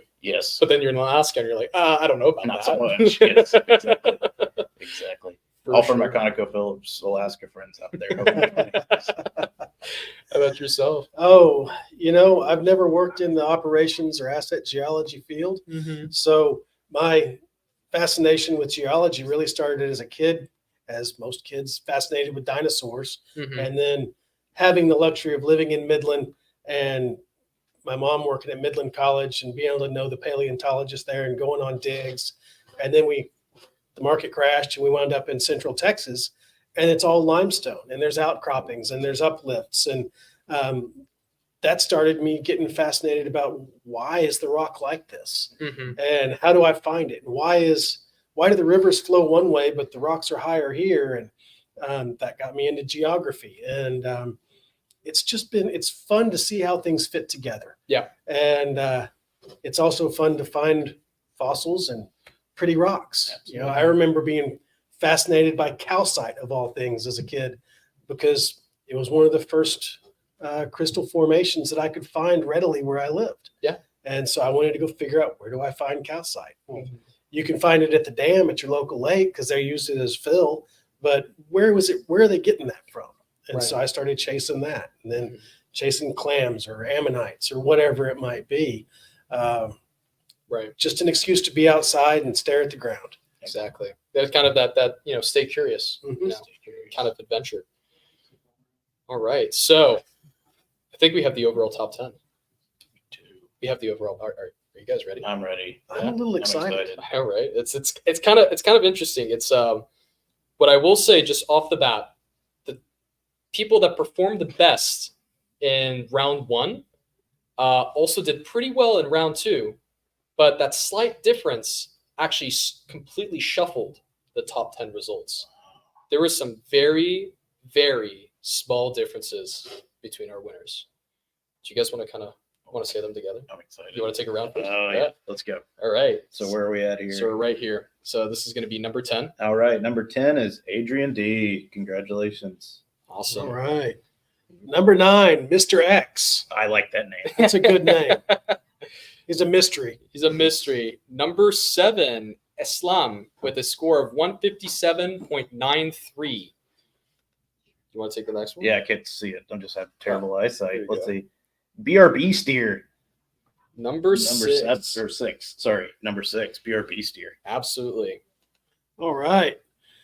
Number 5 is, I think that's Patrick, right? Patrick Tobin. That's Pete Tobin, yeah. Pete Tobin. With a score of 158.64. We want to note that there's only about 1 point or even a decimal that's making the difference between these scores. Very close. It's amazing. Yeah. In fifth place, yes, we have Ezekiel, the score of 159.36. All right. And in 4th place, we have Gordon Bombay. Absolutely. And then in 3rd place, Chris. Yes, Jeff. Great seeing you. Fellow Roji superstar. The score of 161.57. And then 2nd place, we have the genuine Scorpion. with a score of 167.09. And now the grand champion of the GWC 2024. We have Arot S, who is the grand champion, the geosteering champ of the world, with a score of 170.05.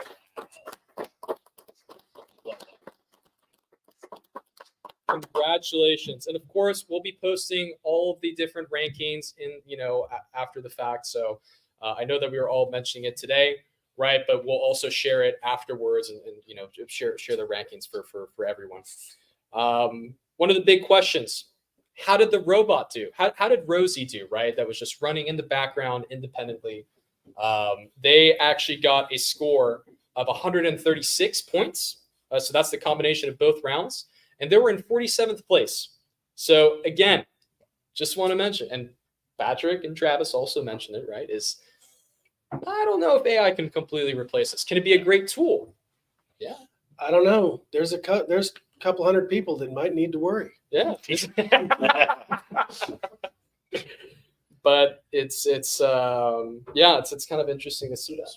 Despite that, it's still did quite well. Fairly well. I mean, this is 47. It's not too bad. Out of 300 contestants, it's definitely pretty solid. So we just need Ariat and Genuine Scorpion to teach the rest of us our ways, so we're good to go. Absolutely. And so, Arot, congratulations. You're taking home the gold, as they say. So you are the winner of the prestigious 2024 Geosteering World Cup. We'll be sure to share the trophy with you. And of course, celebrate, hang it up strong in the office at home, right? And I'll try not to drop it before we pack it up. That'd be ideal, It's a heavy little trophy. It's got some weight to it, So we just wanted to thank everyone again for participating in the competition. Congratulations to everyone. I mean, really, there's no right or wrong answer. Everyone did phenomenally today. We saw some amazing results. And again, we're deeply appreciative of our sponsors. So to recap, AWS and Edge at the platinum level. We also have Source Geosteering at gold. And of course, in the silver level, we have Beloy, Cabra, Mojo, Columbine, and Chinook. So thank you guys for making it happening. And it's really just a lot of love from the Roji side. Thank you for engaging. Thank you for participating. We really appreciate it. And be sure to tune in next year for Geosteering World Cup 2025, and who knows where it'll be. So do you guys have any parting words? Thank you so much for hosting today. You did a fantastic job. I just wanted to make sure. And for all of you, please reach out to support, call us, let us know what we can do to support you and help you. We're here. Thank you for working with Roji and participating in GWC 24. Thank you guys so much. À la prochaine fois. See you guys next time.